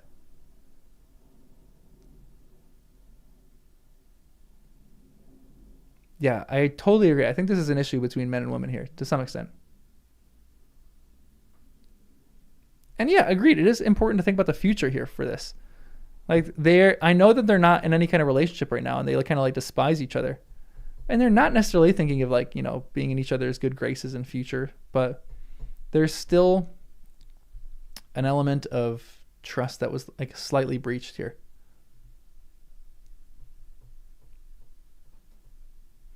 Well, I know that I still think that that's like a human nature thing, that trust is just something that like you have as good humans.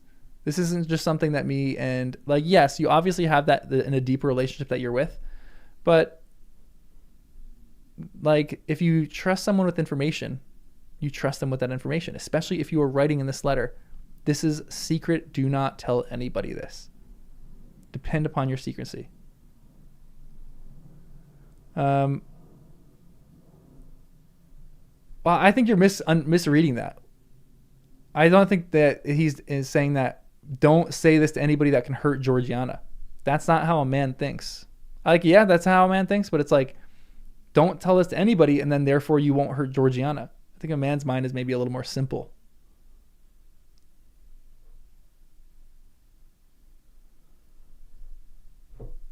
No, but he's justifying himself to some extent. And if he's saying something so important, because he thinks incredibly highly of Lizzie. He thinks incredibly highly of Lizzie. And so if he thinks that highly of Lizzie, he knows that he can kind of trust her to some extent. And it's found to be good, but still, it's not her responsibility. Well, John, I just think you're kind of wrong on this. I'm not saying that it's a stereotype at all. I just think men and women process through this thing differently. I think it's like kind of crazy to not think that that we think through this, because I don't know. I think guys just don't. I think why can't it be gendered? I think that it can absolutely be gendered.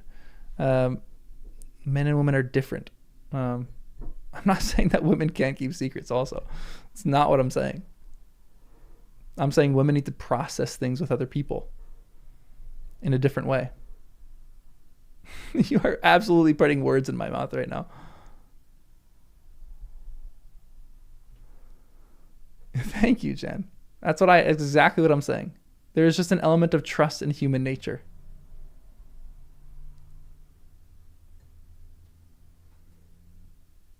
Exactly. Women in the Secret Service couldn't share any of the work. Exactly. This is just like a human nature thing. There's certain things that you just cannot do.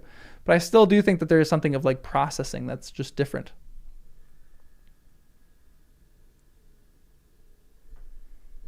And that's why I think what she's doing here is good, because she's essentially like, hey, by the way, like she is kind of processing this with her sister, someone she absolutely trusts. She's not going into telling this.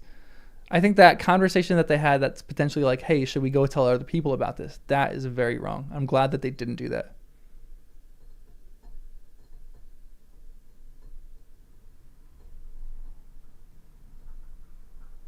She never wrote a convo between just two men. Interesting. That's really fascinating, actually.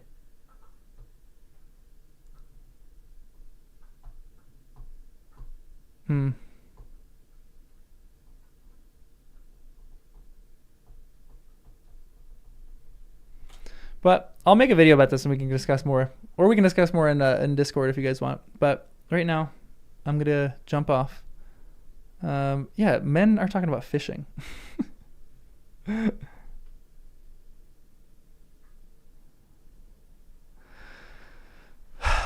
I don't think. Well, I still think that there's something different in the letter, the actual contents of the letter. I'm kind of with you, Tamara, but there's still an element of trust that, like, you know, I think is important for something like that. Just human nature trust. TMTB, that is huge. And he is able to gossip in his relationship because you are a vault to him. I love that.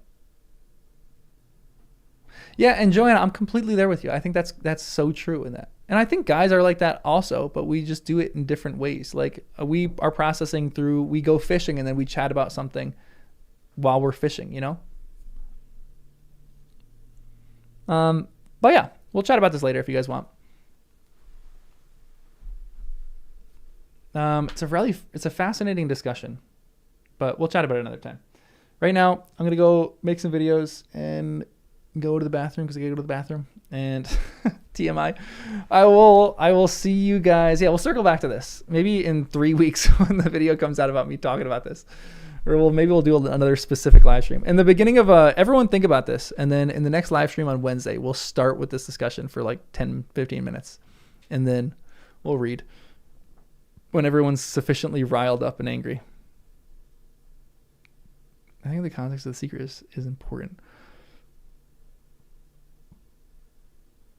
She'd value her family's safety over keeping Darcy's secret. Actually, that's a fascinating point. I actually kind of love that. That's a really good interpretation of that. Crystal, I'm kind of with you on that. I think that's good. All right, everyone, read, go study. We'll chat about this later.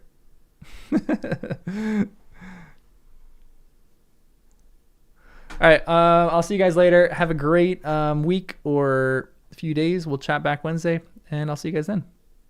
I'm 27 years old. I've no money and no prospects. I'm already a burden to my parents. And I'm frightened.